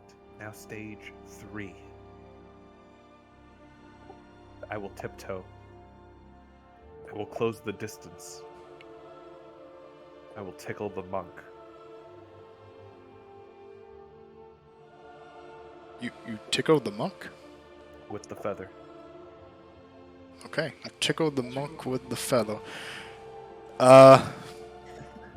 Yeah, so I guess Will, how in depth in this meditation are you? Would you notice a tickling of a feather? Can I roll something to see if I hear him coming? Yeah, you roll perception. You're meditating, which isn't really sleeping. You're just meditating, so I don't really know if I would give you just. A good roll. Oh well, what did you make? I didn't even look. Cat 22. tiptoe. Oh, 22 stealth. Yeah, you could probably beat that. You got wisdom. Do it. Make me regret my actions. Do it, you coward. What was it again? Perception. Skill checks, perception. Oh, yeah, no. You don't hear him coming. And I never saw him coming. They never suspect the crazed tickle. No one expects the crazed tickler.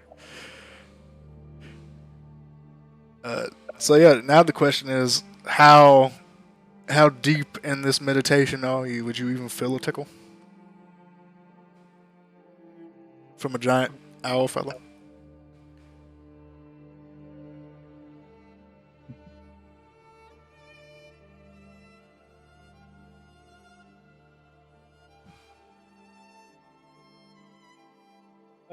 He ignores it.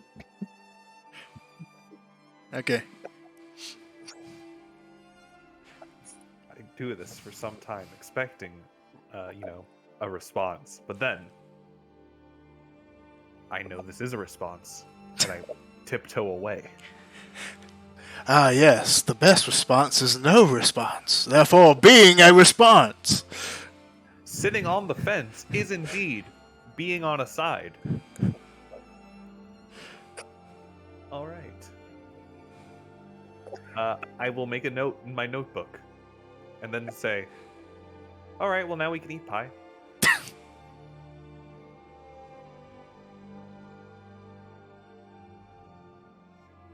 Congratulations, science team. Olmec, seeing this, is going to walk over, sit next to Town, pull out his pipe, and just say into his head, "Hey, you want to hit this?" Punch!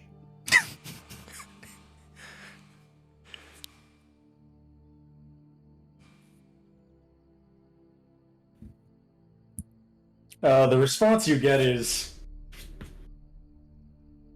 he just inhales deeply, not the pipe, and exhales. And when he exhales, there's just bioelectricity in his breath.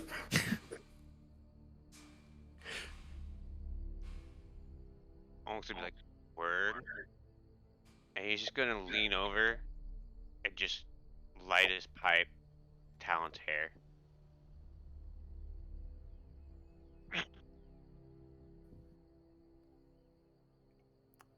The No, yeah, there's nothing I could say to that. That's just a thing that occurred.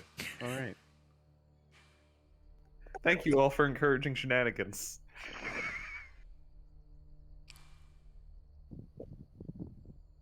Incredible.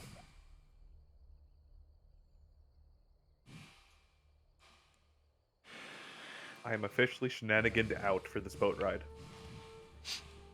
Although I will say I did, after the whole engine thing, try to make various notes on an arcane engine.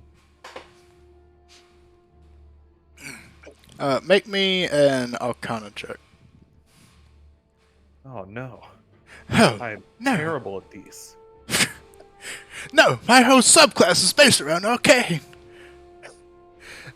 15. All right. So, with your very brief look at the engine machinations, the crystal in the middle seemed reminiscent of something that you are fairly familiar with, or at least have knowledge of.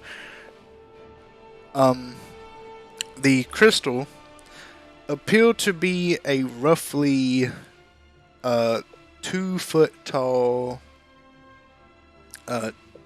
6 inch wide soul gem.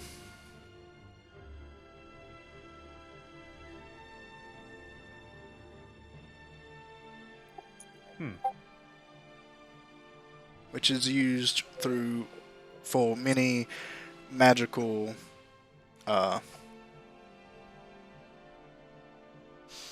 machinations, for many things as a power source, mostly as a power source. But it's not like the ship is alive because it has a soul gem. No. Usually it is used as a power source. Okay. The soul is not always transferred over to the object of which it is powering.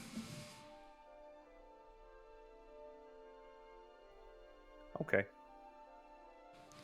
You know, this is a character that doesn't care about that morality. Alright. So I just make notes. I have done all of my shenanigans. I'm tapped out of this boat ride. Thank you, sirs. What is everyone else going to do, if anything else?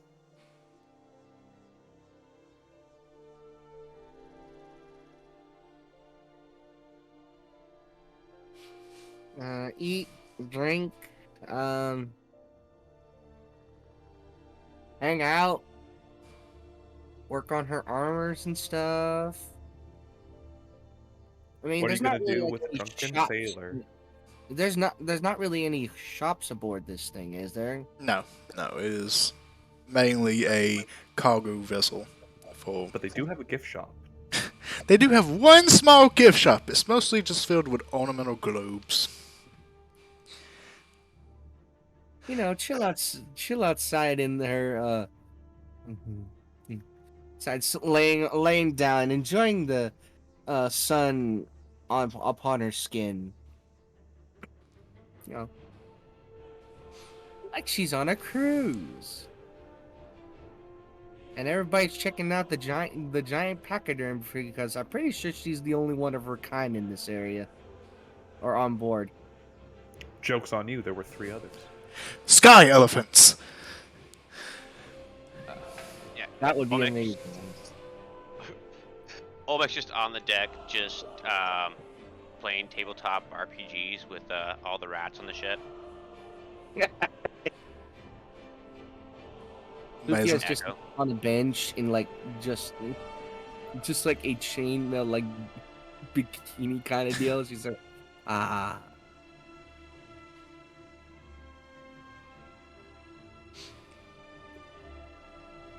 And that is why I didn't spend much time on the surface of the ship.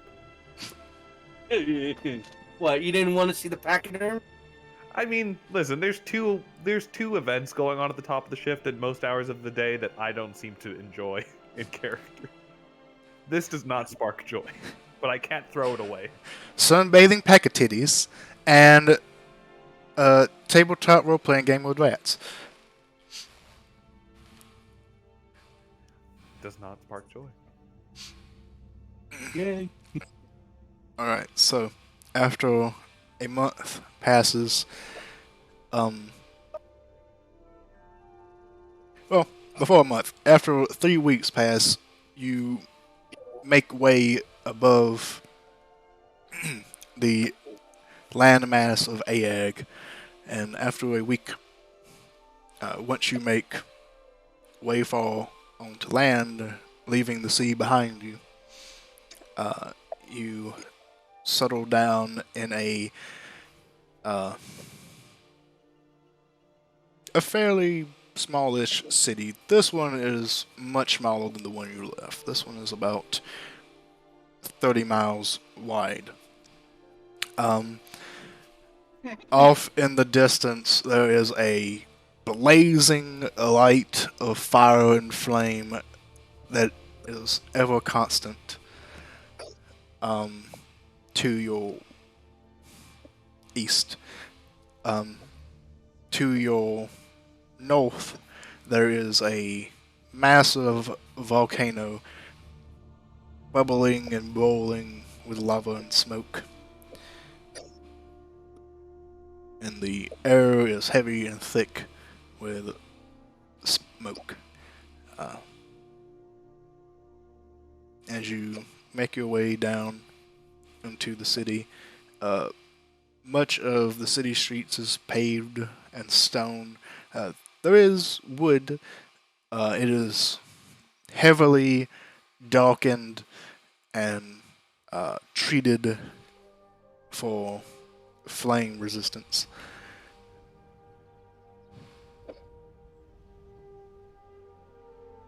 And you settle down in port. The ramp is let down, and the crew begins to depart with the cargo.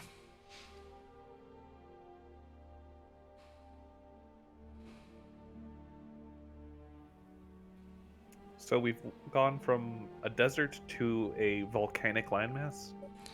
Yes, with a Man. eternal flaming forest next to you. Man, it's a bitch to be wearing this much fur.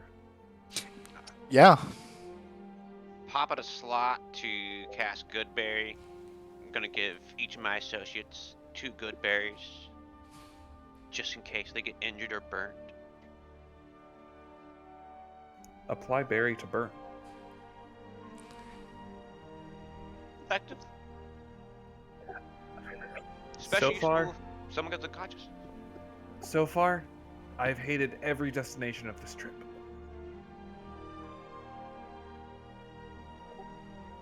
Oh god, it's hot.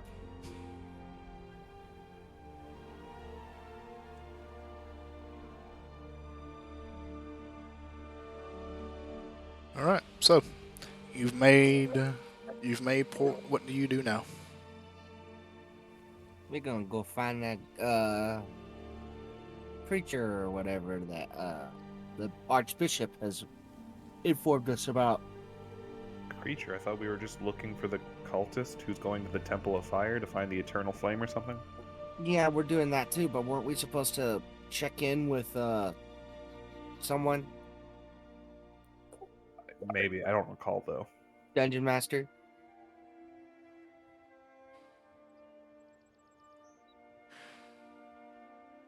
Excellent question. No, I believe you. I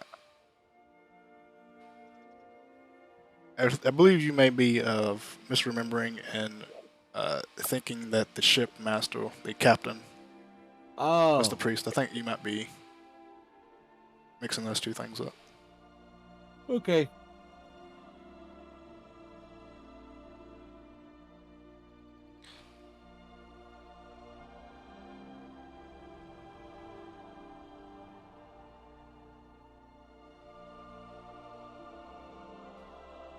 Well, we're off to find a temple.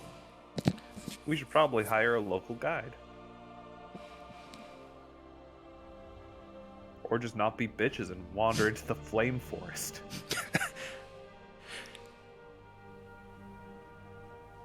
Because I don't got no money.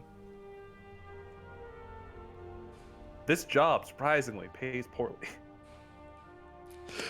I mean, you have given a majority of your money away to your newfound yet- cult. The majority of that money was made doing crime not related to the job. You know, tomato, tomato. All I'm saying is, pay your mercenaries. Anyway. You get paid when the job is done, not before. Otherwise, they run off on you and make cults of their own. When you pay people, they make cults. That's what happened. God of Law says so. It was one time. Was once. Let's go find that temple. All right. Does anyone have an idea how we do that? Well, we could acquire a map from a local shop, or a guide like you suggested. All right. Well, let us go do that. Talon, what continent are you from?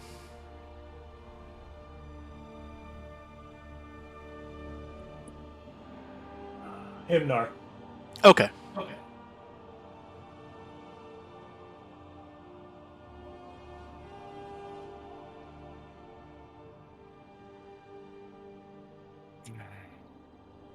All right. So,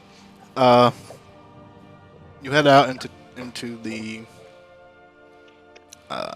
city. This is more of a town, more so than a city. And you're looking for a guide or a map maker or something like that. Yeah. Guide or a map. Guide or map. Failing that, at least directions. Shit. All right. As you head out into the town, yeah.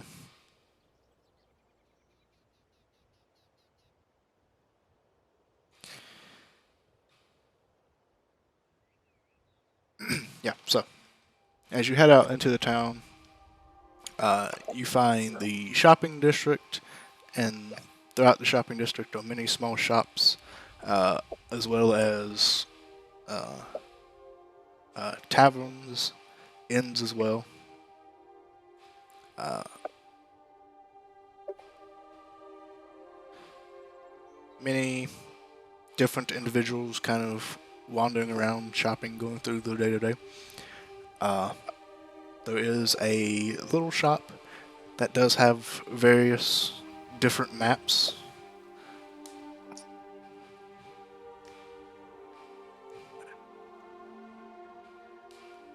All right. Uh, I guess I'll ask the place that's selling the maps. Hello, do you know a certain temple with an eternal flame or something? A temple with an internal flame. Well, let me see. Not too religious myself, so I have to say no, but I do have a variety of maps.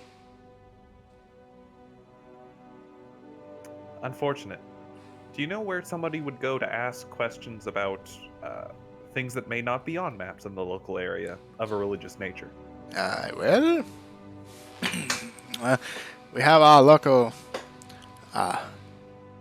chapel.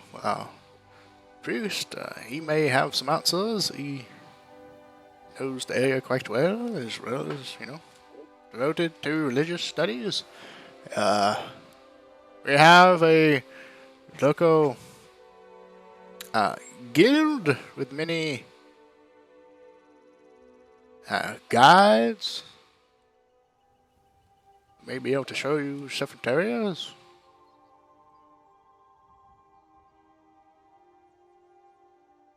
Or you could just go to the local inn and tavern and, I don't know, pick up a random dude.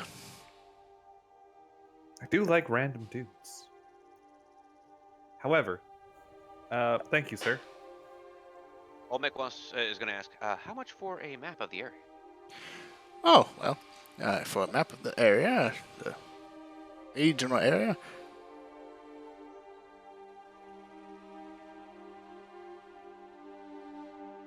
Let's go. Hello? Oh, sorry, I was looking at this. Alright. So is this seriously not like a fucking price for maps? Not that I know of. That's why I found it one time. I guess not. For the local area, I have a few sets of maps. They'll run you about 2 silver apiece. Oh, you know what? There is an item. It's a case map or scrolls how it's categorized. Yeah, I looked at that, but it was just a case for like papers. But it didn't say how much a map actually was. How much is he charging? 2 silver.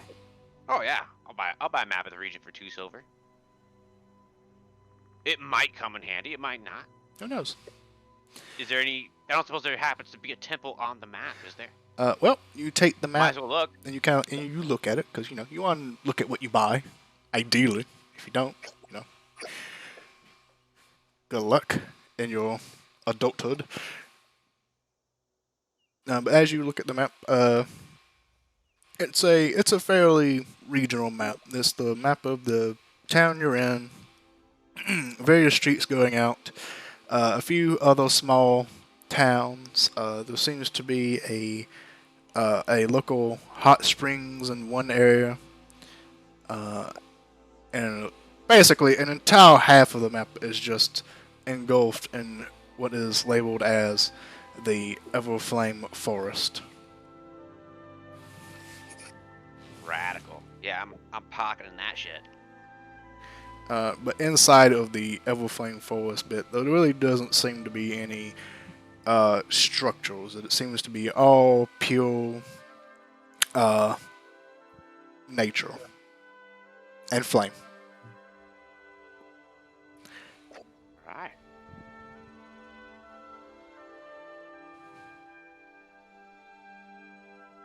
Well then, where shall we head to next?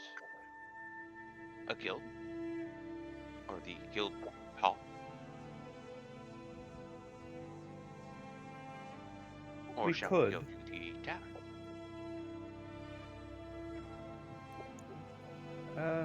I'll be honest, trusting in random chance of mercenaries hanging around a tavern seems unreliable. Guilds are more expensive, though, usually. An adventurers guild is more likely to be familiar with unusual locations such as this.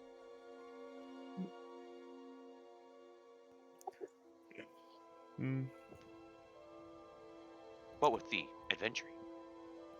Well, regardless, we are still about a month behind when the person was supposed to be here, so... no. You know what?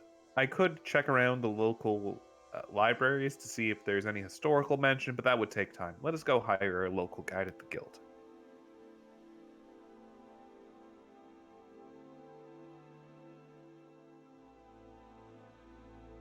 Yes, let's do that. All right. I guess we're going to the local adventurers guild. Mm. Or at least a guild that has dudes for hire that are guides or what have you. Explorers guild. All right. Okay.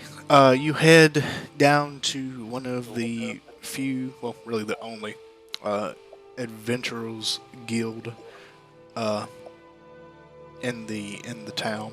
It's a fairly modest, small building, mostly just a few tables, a bar set to the side. There's a little training area for whoever would like to train. There's also a lounge area, as well as a very small library reading area. You go inside, and there is a counter at the door, kind of set to the side, to the left side, and there is a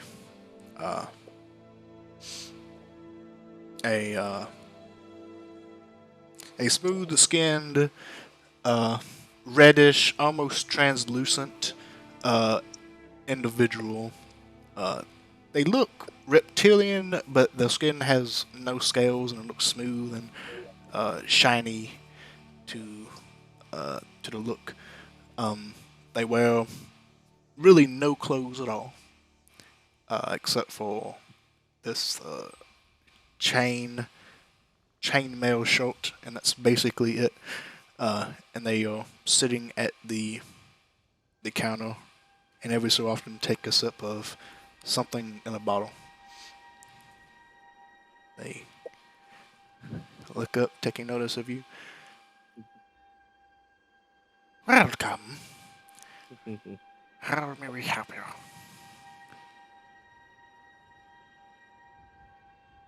Hello, we are looking for mercenaries that know the area. Well, you came to the right spot. Have many rangers who know the area very well.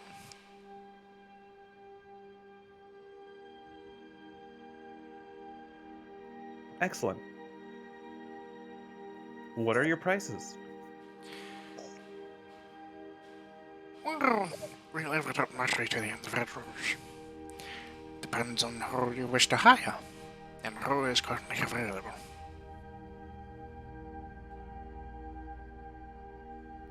Nods.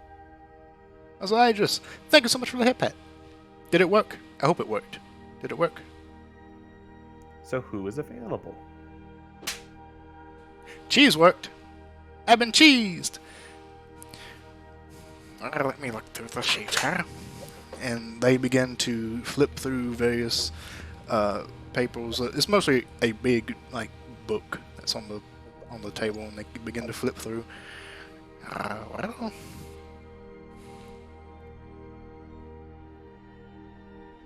Someone get this man a lozenge. Never. never.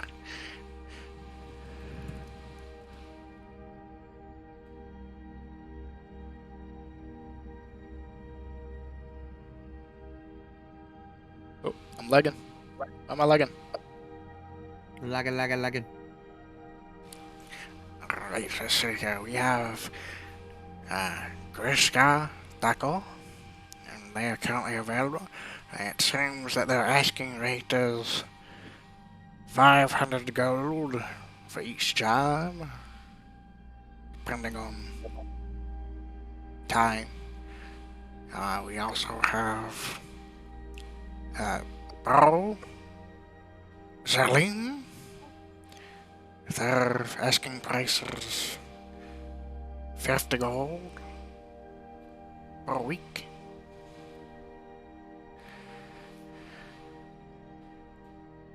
We have Ivana Gloomfist.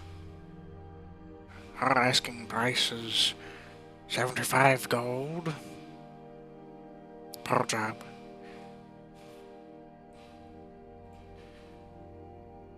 And we have Carmen is a relatively new member.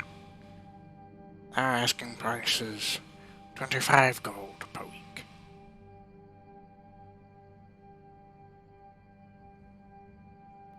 Is it possible to arrange interviews?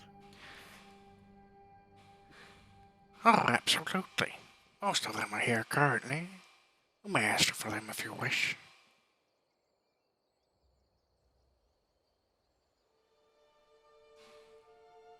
Well, all right, team. I really hope you wrote those names down because I was just clicking through a random name generator and most of them If are you gone. thought I could understand half of them with that voice, you're wrong. I mean, Whoopsie no doodles! disrespect when I say that. Yeah.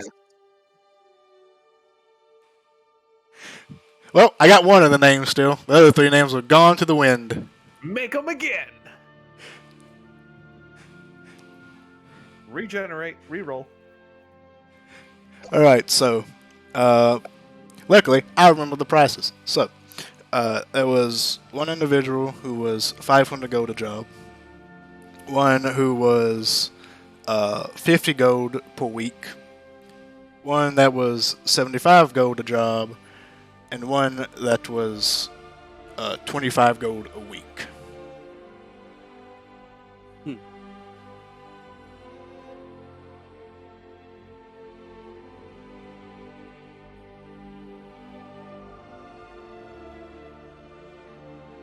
What do you say, team? Should we start with the most expensive one to see what their deal is?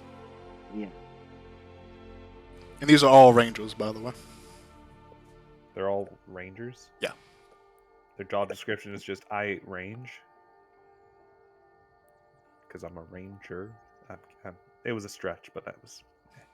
No, it Checks works. out. It works. It works. It's kind of pigeonholes you into a job description, but yeah, it works. Olmec's gonna go to Amar, hand him the map. And he's like, during the interview, ask him if they can point on the map for you where the temple is. Phrase it as an interview question. That way, if we end up not being able to hire these individuals, or if they are deemed unworthy, we will at least acquire the information as to the location of the temple. I'll try.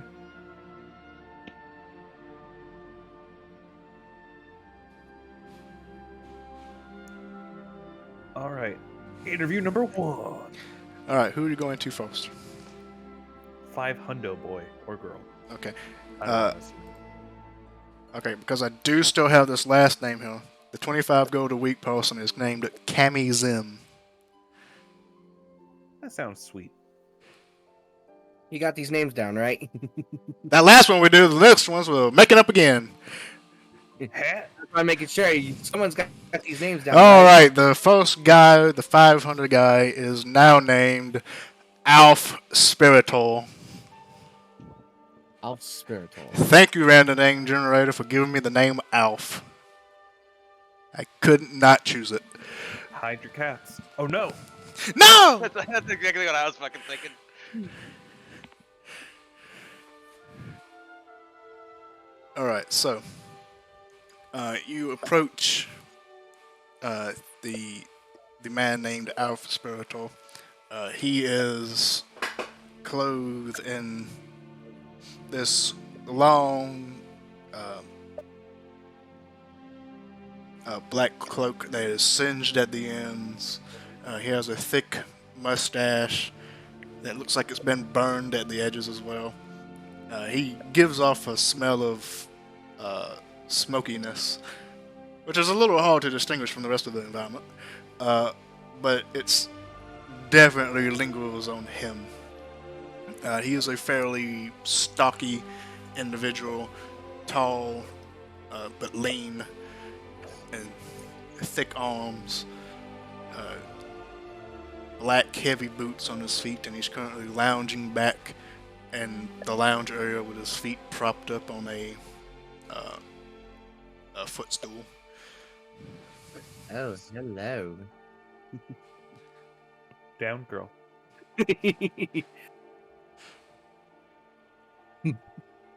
Hello. He nods his head. Good day. What can I do for you? Work. Work's good. I like work. We like people that can do work. Now, questions. Are you good at said job? I have to say I am. What is the greatest creature you've ever killed? The best creature I've ever killed. Well, I'm more of a guide for people, but the greatest creature I've ever killed was a fire elemental that I was taking a group down to find. Had a number on them. It was only 2. Came back with only 1. Wouldn't have came back with him. But luckily, the elemental wasn't able to handle all 3 of us. It's a close match.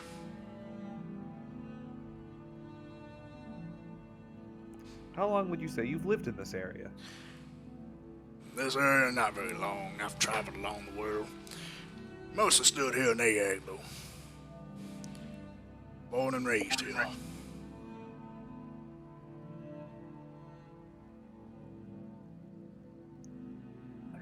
Now, if a cart has lost its driver and it is currently heading in a direction that will run over one person, do you, as a witness, try to intervene and direct it to the other street in the crossing that would make it run over 3 people, or do nothing and let it run over 1 person?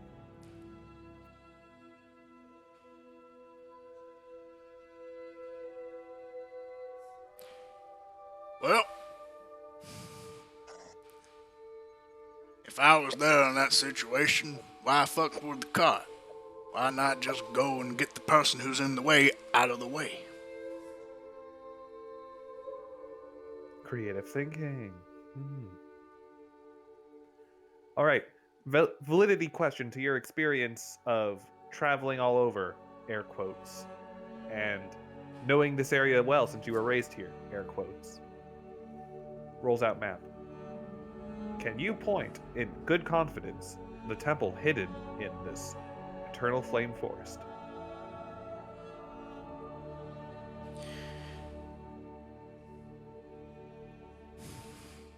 You're headed to a temple in the hidden flame in the ever-flame forest.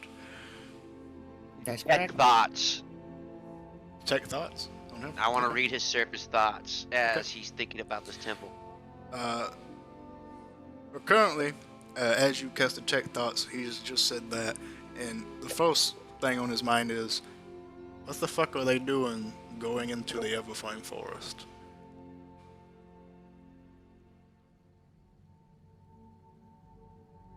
And as you say yes, the second thought that appears in his mind is, these fuckers gonna die. Alright. Carry on. But I'm reading his thoughts. It is a simple question. And yes, we are. We seem capable. If you say so. Well, I've heard of many temples dedicated to the elemental of fire. Our own temple is located here. One in the Everflame Forest, though, is... well, I've never heard of it. I have no doubt there's definitely one, if not many, there. But none to my knowledge. I see. Well, thank you for your time. We have other potential employees to speak with, but if their interviews are worse than yours, we will most likely hire you.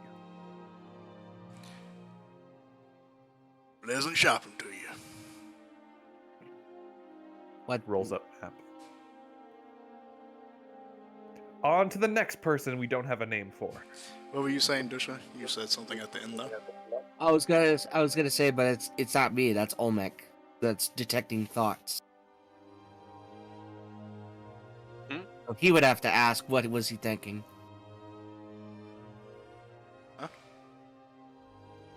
Oh, well, between interviews, Olmec will indeed inform. Apparently, as I was reading that individual's thoughts as you asked him, the Everflame Force is apparently quite dangerous. I assumed so, considering.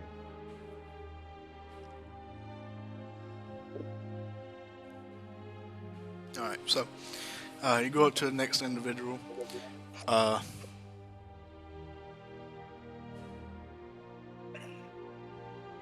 This one would be the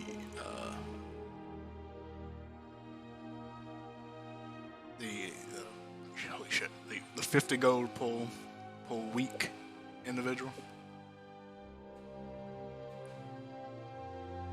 Alright, this one is named Beeman Shieldwolf.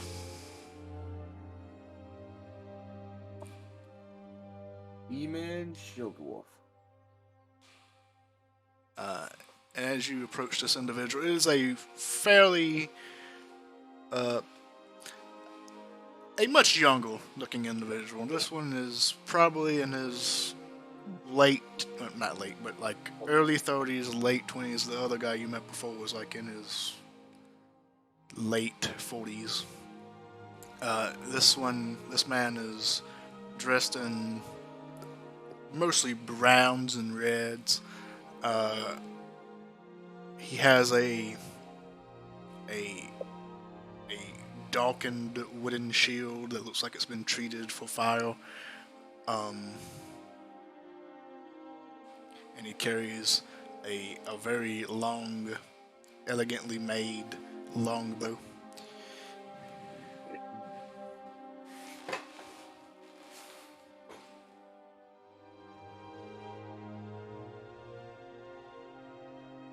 Hello.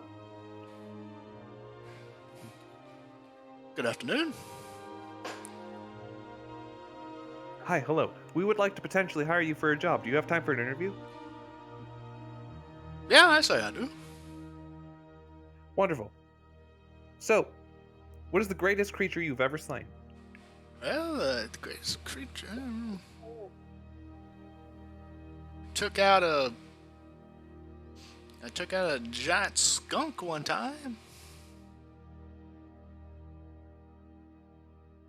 Did it make you smell? Yes. It was awful. I make a physical note in the notebook I carry. Next question. You are in a city. A car has lost its driver and is going out of control. If you do nothing, it will run over one person. But if you are to act, you could redirect it. However, that will force 3 people to be run over. What do you do? Is the one guy paying me? No one is paying you in this instance. I probably wouldn't be there. I'd probably be in the tavern drinking. Writes down. How long have you lived here in this area? Oh, I was born here. I was raised here. Going Alright. on my 29th year now.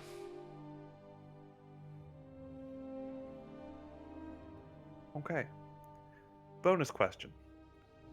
Unscrolls map. For proof of validity, can you identify any temples in the Everflame Forest? Oh yeah, sure, yeah, totally.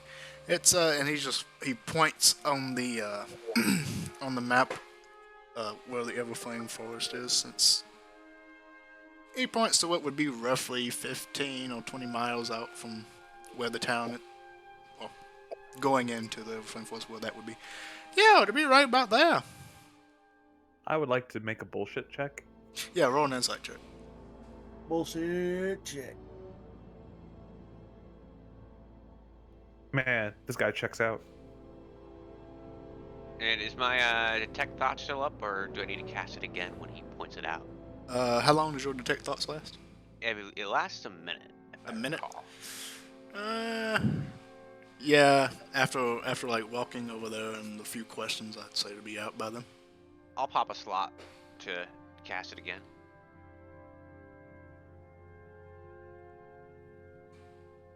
Before you ask the question, right? Obviously. As soon as the guy like pointed to the map, Okay. like blop. Does that spell need verbal or somatic components? It does if I cast it again after the first time. Okay, so you have to verbally speak it. Okay. Yeah, so you cast a spell as he points, and he kind of looks at you. And as he looks at you and you finish casting up the spell, the first thought that you hear in your mind is, "Ah, fuck, not again."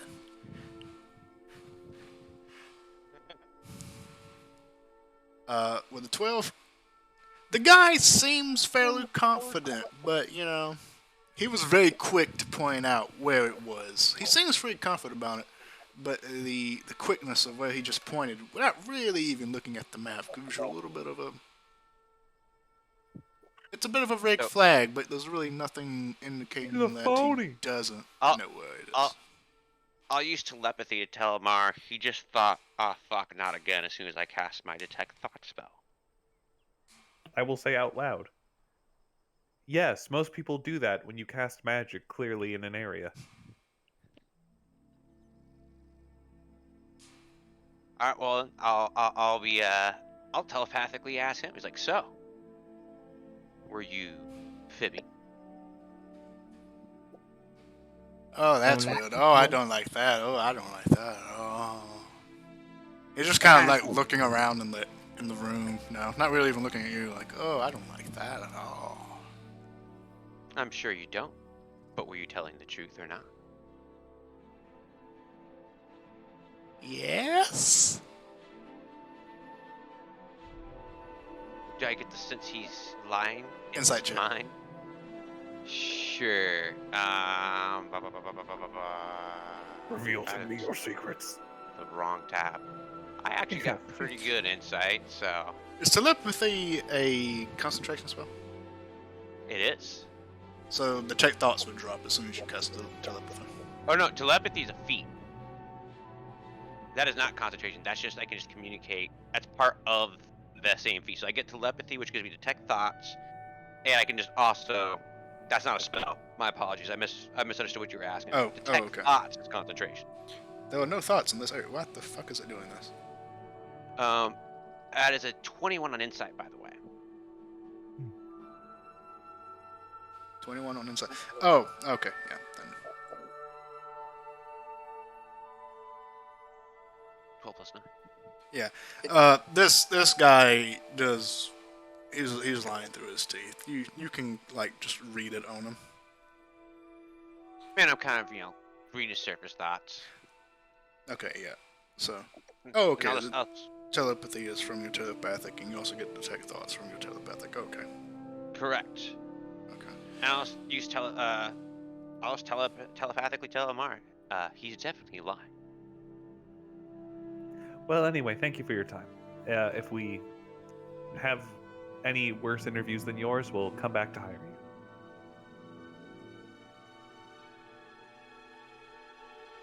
You know what? No. I think it's best if you just found someone else. I really don't like the whole, and he kind of like points around to us, the whole mind talking thing. Ah, I've never been so offended. And I walk away. Oh my god, I gave Amar a sense of humor. That's dangerous. So we lost to 51. Did we lost the 51? Yeah, that was the 50 gold per week guy. Oh, yeah, we lost that guy. He didn't know anything anyway. You know, he was cheap. Ish. Next. Alright, so next person is the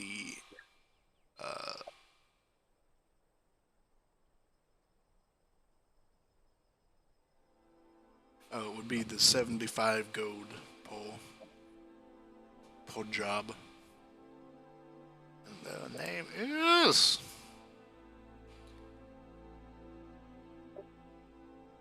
Nadinka Bavivza. What? Are you sure about that one? Yes. Sure about that one, Chief? Yes, I am. It's. Wait. Nadinka. Yep. What's the last name? Bavivza. Bavivza. Bingo. Oh, and we still haven't interviewed the first one for 25. What's So we'll get back to that one. what's the Dinka's fee? This one is 75 gold per job. Okay. I got it in the Discord if you want. Nice. Noise. And as you walk up to this this woman, she is an elven woman. Her skin is very burned. She has like multiple bone wounds on her. She is dressed in thick leather armor. Surprisingly, not sweating at all in this hot environment, despite her chosen wardrobe.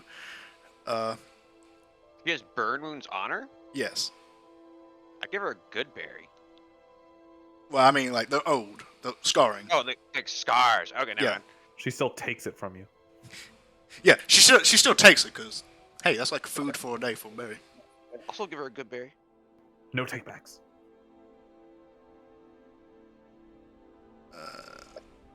Yeah. So, she wields two, God, what are they called? Hand crossbows on either side. She's kind of sitting, lounging in a chair. She wields two hands. Talon is impressed. She has two hands! With those hands, she wields two more hands! Oh god, now it got weird. She got weird real quick. Alright. Hello. She nods to you. Do you have And time for a quick interview? she nods again. Great. So, first question. What is the greatest creature you've ever slain? She kind of turns over, looks up to one of the walls, and on the wall there is this mounted fish, but it's not like a fish many of you have ever seen, or any of you.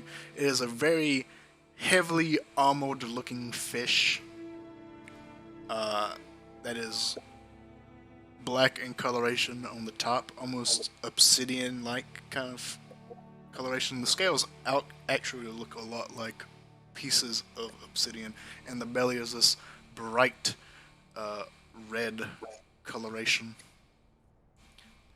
One of those lava fish. Yes, lava fish. And the mouth is filled with these razor-sharp jaws, and she just kind of points up and points at it. I see, I see. How long have you lived in the area?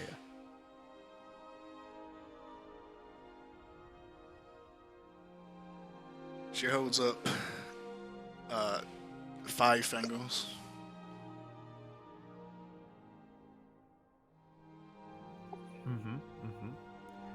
You're in a city. A cart has lost its driver and is going out of control. If you do nothing, one person will be run over. However, you could also redirect the cart to a secondary street, but that will kill 3 people. What do you do?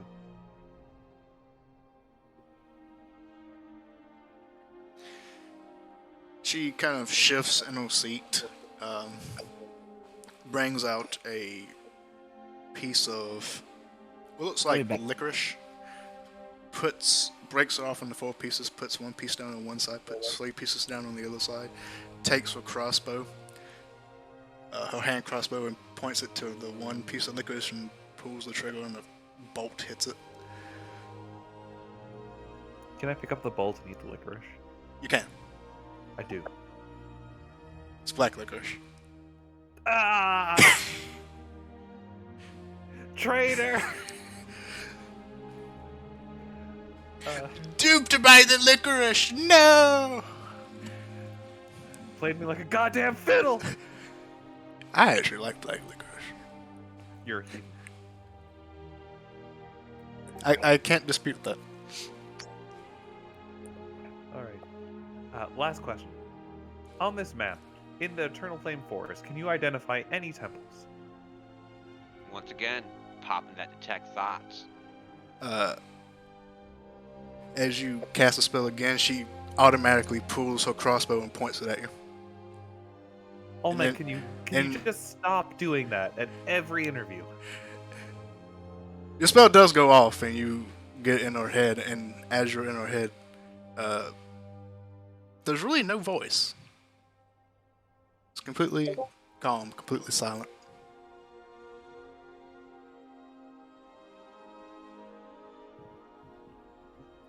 Like what? But did the last encounter where you did this not inform you of the consequences of it? Of what? Where do you think I get these berries from? Not from mind magic. Damn it! They didn't know it was mind magic. It doesn't matter. I am judgmental in character. 'Cause you're the bad problem child and you're causing problems. Olbeck shrugs. He's like, what? I just want to know if they're telling the truth. It's not like I'm delving too deep. I'm just taking a peek at the surface. I sigh. Can you not follow me for the last interview? Olmec shrugs. Thank you for your time. We'll be back if you would still have us. If no other interview is as good. She nods, but before you leave, she takes the crossbow, just slowly points it away from Olmec and points it down on the map. Oh, don't shoot it. Okay.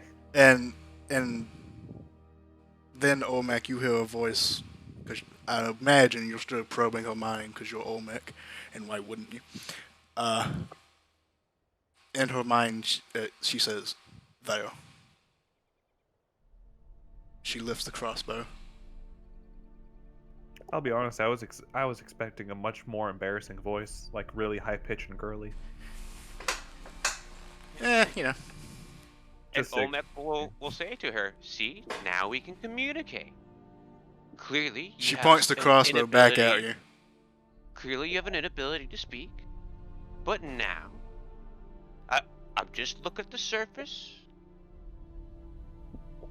You can just communicate. I disassociate physically from Olmec by leaving quietly. I'll take the chair and I'll give her a good berry. Another one. And I'll be like, so. I was gonna make conversation. I'd be like, tell me about what your job is like. When's the last time you actually got to have a conversation with someone?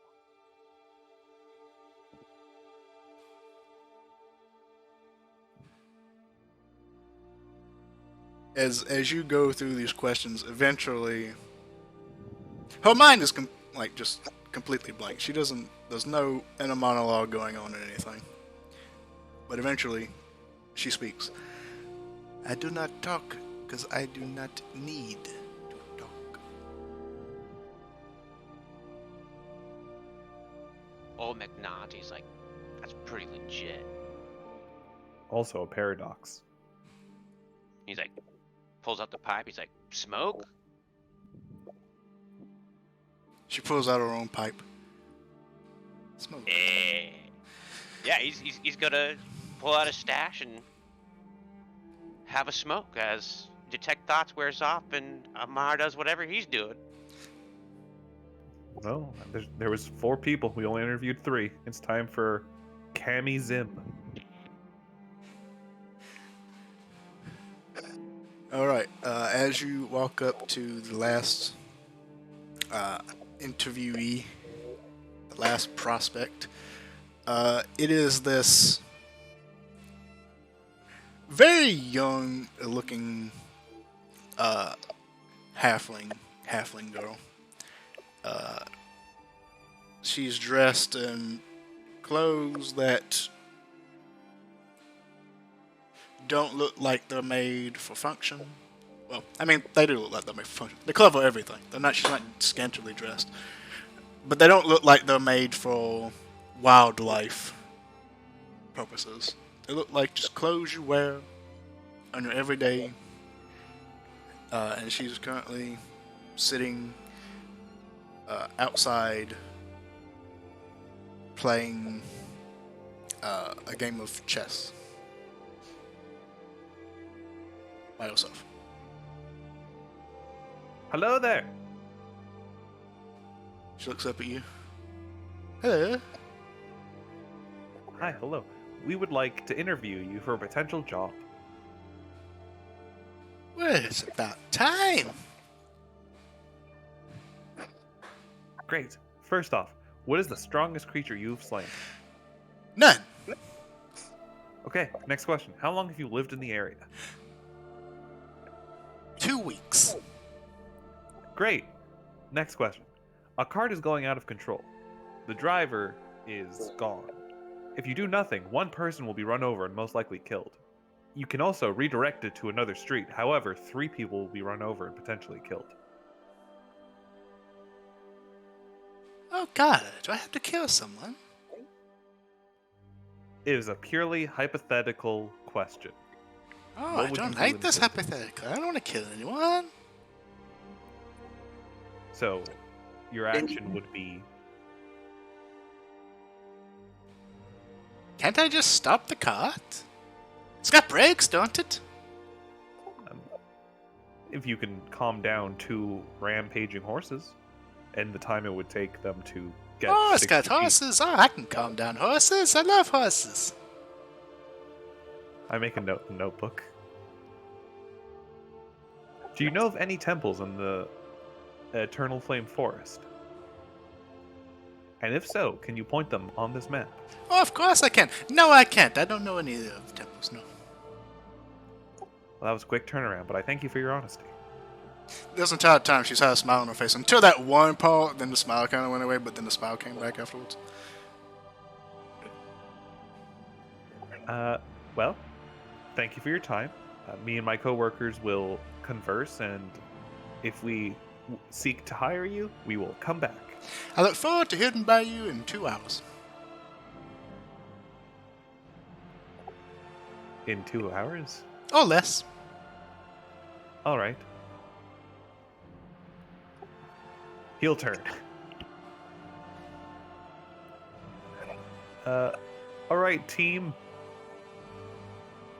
Oh, hold on. I have to get the problem child. I will go up to Olmec. Come along. Olmec just shrugs his like, see you later. He's like, yo, we should hire her.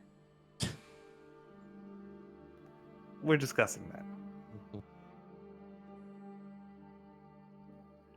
I try to bring the stoner robot to the other 2. He comes along. Okay. So Netherworld, here. Hey guys, who do we want to hire? Omagaka's hand, but Nadinka seemed the most qualified that I saw.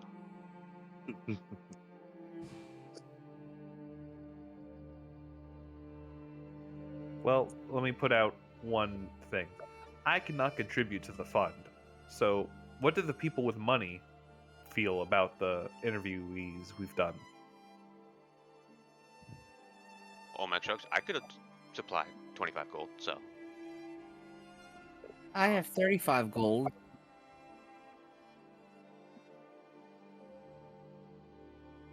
Talent? Everyone looks at talent. Which one are we trying to go for right now? Well, I'm asking, which one does everyone feel like? Whichever one we can afford. Okay, so you're in the economy bundle. 25 gold a week it is. We get 25 a week, and then we have 75 a week. No, depending you on have how 75 a much job. A Which job, is, which you would- know, a little better, assuming it doesn't take us months to find. She seems but- to know where it's at, so. But Talon, how do you feel? Because you've, not voiced an opinion.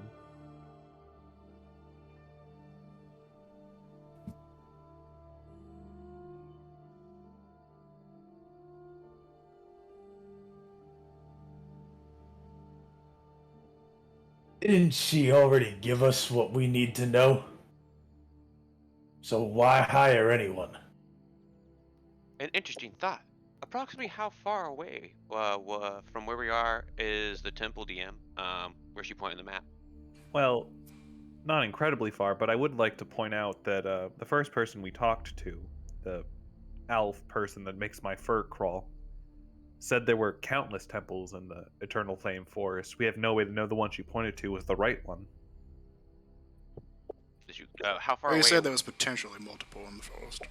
Potentially, I mean, yeah, but if it's uncharted land, there's good chances. What kind of distance was it, DM? From where we are? Based on where she pointed and using the little compass they have on the map, it was roughly 30 miles inside of the forest from the edge. Olmec pauses and goes, well, I could probably get us there pretty easily in the morning. All right, so if we want to just try this first lead without a guide,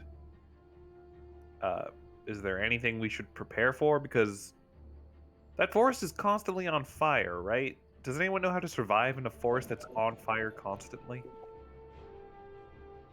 Do I have to answer that? Well, you don't count. You're always on fire. Olmec considers like, well, we could attempt to extinguish the flames in the area we're in, douse ourselves with water, or I could talk to the trees. Oh, please don't. I bet they scream. Olmec, his eyes kind of change the intensity of their glow. He's like, I certainly hope not. It's like the equivalent of a furrowing the brow for a warforged. Well, I would if I was eternally on fire, but anyway. Alright, so Talon, do you think you could help us survive in a flaming biome?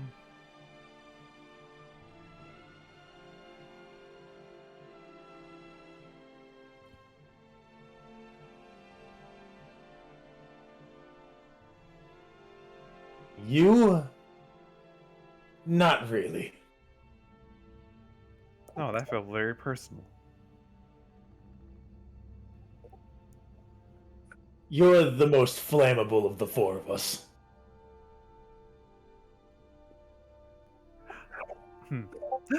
No. But what it... No. Okay, I concede.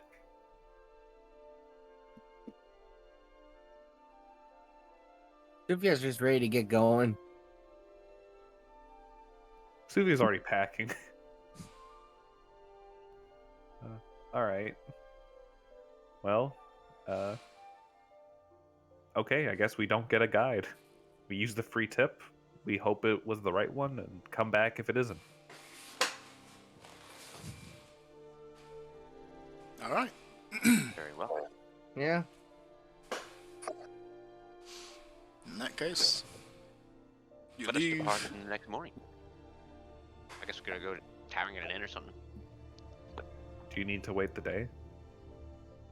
It would be ideal if we were to get in trouble. It'll be ideal so he doesn't use off his spell slots. Actually, while we're at the tavern, we could try to see if we could find if what's his name? That was supposed to be. If the cult leader we're looking for is actually just chilling in the tavern getting a beer? Yeah, or We if they know where he went. I suppose we could. No harm in trying.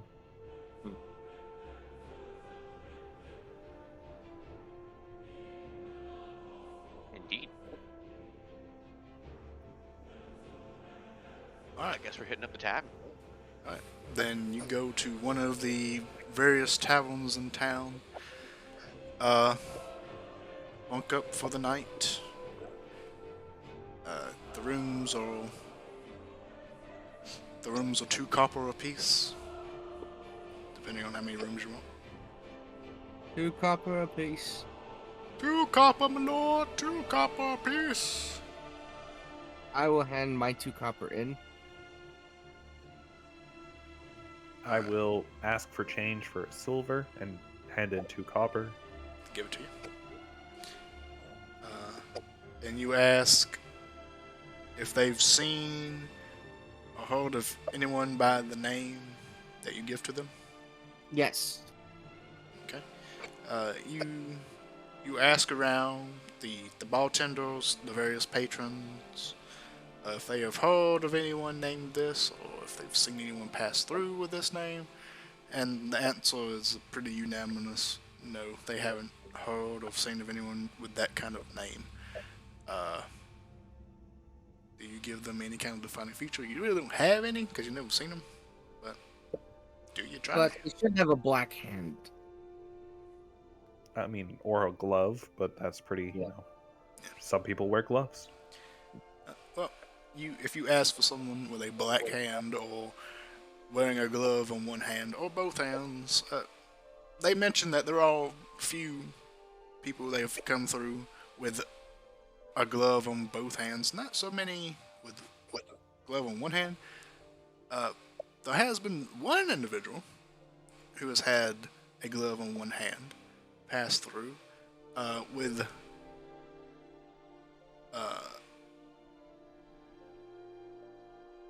one glove who has passed through. Roughly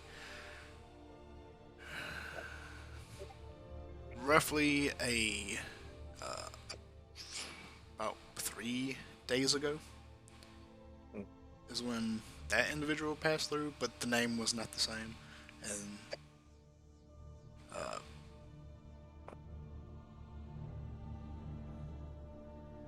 Where exactly were they heading? you ask, and the most information you're able to get is that they spent a night here. They didn't really speak of much. They just asked for a room, asked for food, were gone the next day, and they didn't really speak of anything else.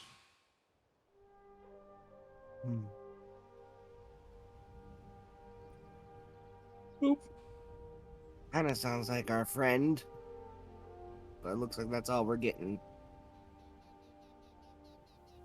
Oh, speak for yourself. I'm getting a gallon of water.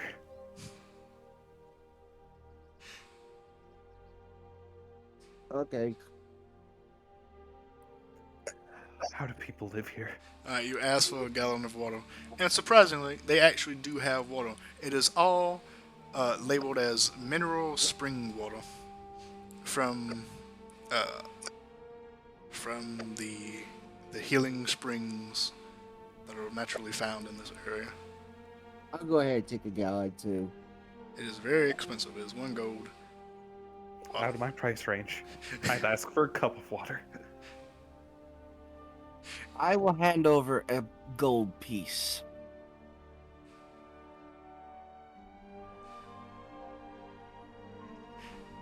You hand over a gold piece, and they give you a gallon jug of this spring water.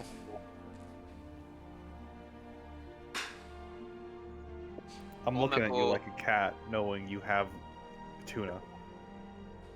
Olmec will look at the water and be like, "Is there anything special about this water?" It's water. It's not called H2O. Water sucks. It really, really sucks. Water sucks. It really, really sucks. Water's amazing. What are you on about? Did the bartender say anything about that, or? Oh, you were asking the bartender? Yeah. Okay. Yeah, so you asked the bartender about what's so special about this water, and they reply, currently behind the counter is this late-aged fire ganassi, and they answer,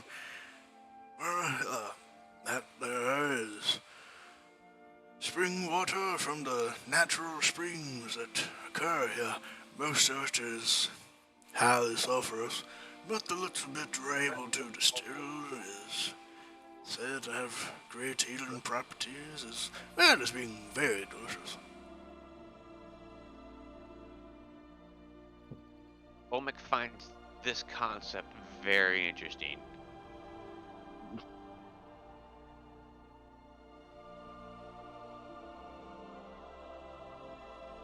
That's it. He's getting nefarious ideas, but he's not doing anything with them yet. Sufia. Sufia.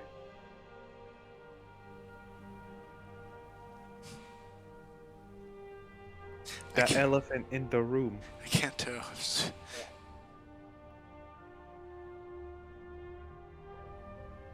Hello? Gosha? Yeah, what's up? You've purchased that gallon. Yeah. Amar's looking at you. The look is reminiscent of a cat, knowing you're holding tuna. I'm going to just move it around to see what Amar does. You know, it's tracking. It's tracking. Do you want some water? Yes. I will give Bikini a drink of water. I drink greedily. I will go ahead and pay for another water. You know what? Just for the hell of it. Alright, you buy another gallon of water. Yeah. They hand it to you. I'm going to hold to this for our trip into the fire. And the fire force, whatever. Oh. And I will put this water in the bag of holding. I hope still in the bottle. Nope. Undoes it. Bag holding still doesn't change its shape, but for a moment you think you see a bulge. Maybe. I hate to be that guy, but with the time change and Yes. everything, it is kind of... My body's still not used to it, and it's kind of late. Do you think we could stop there? Yes, I was about to end it right here, because we have hit that time. So Okay. yeah, we will end it here. We will pick up next week with you all making your way to the Everflame Forest, Make it our way downtown. walking fast. Trees are screaming, and I run faster. Yep. So I hope you all enjoyed. It was. Let me wonderful guess what they. These trees are on fire, probably. Most likely. That's gonna just completely just mind fuck Olmec. Yeah, so Maybe the trees are. Fuck. Maybe they're supposed to be on fire. Maybe it's kosher.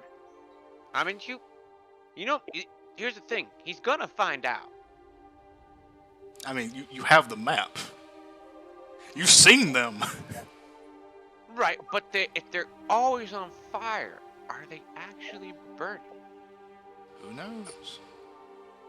Maybe they're. I mean, we got a Kanatsi in the party. He's always got fire on top of his head. He's fine. She'll just smell like it's on fire.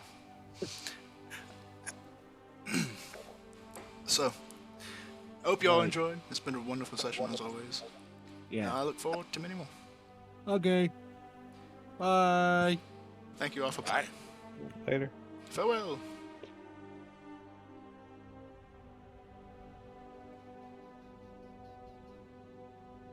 And I hope you all enjoyed. If you did, remember to leave a like on the video, subscribe to the channel, click that little bell to be notified when I post again. And if you haven't done so already, check me out on Twitch, Dungeons with Shepherd, link in the description below. And I'll see you all next time.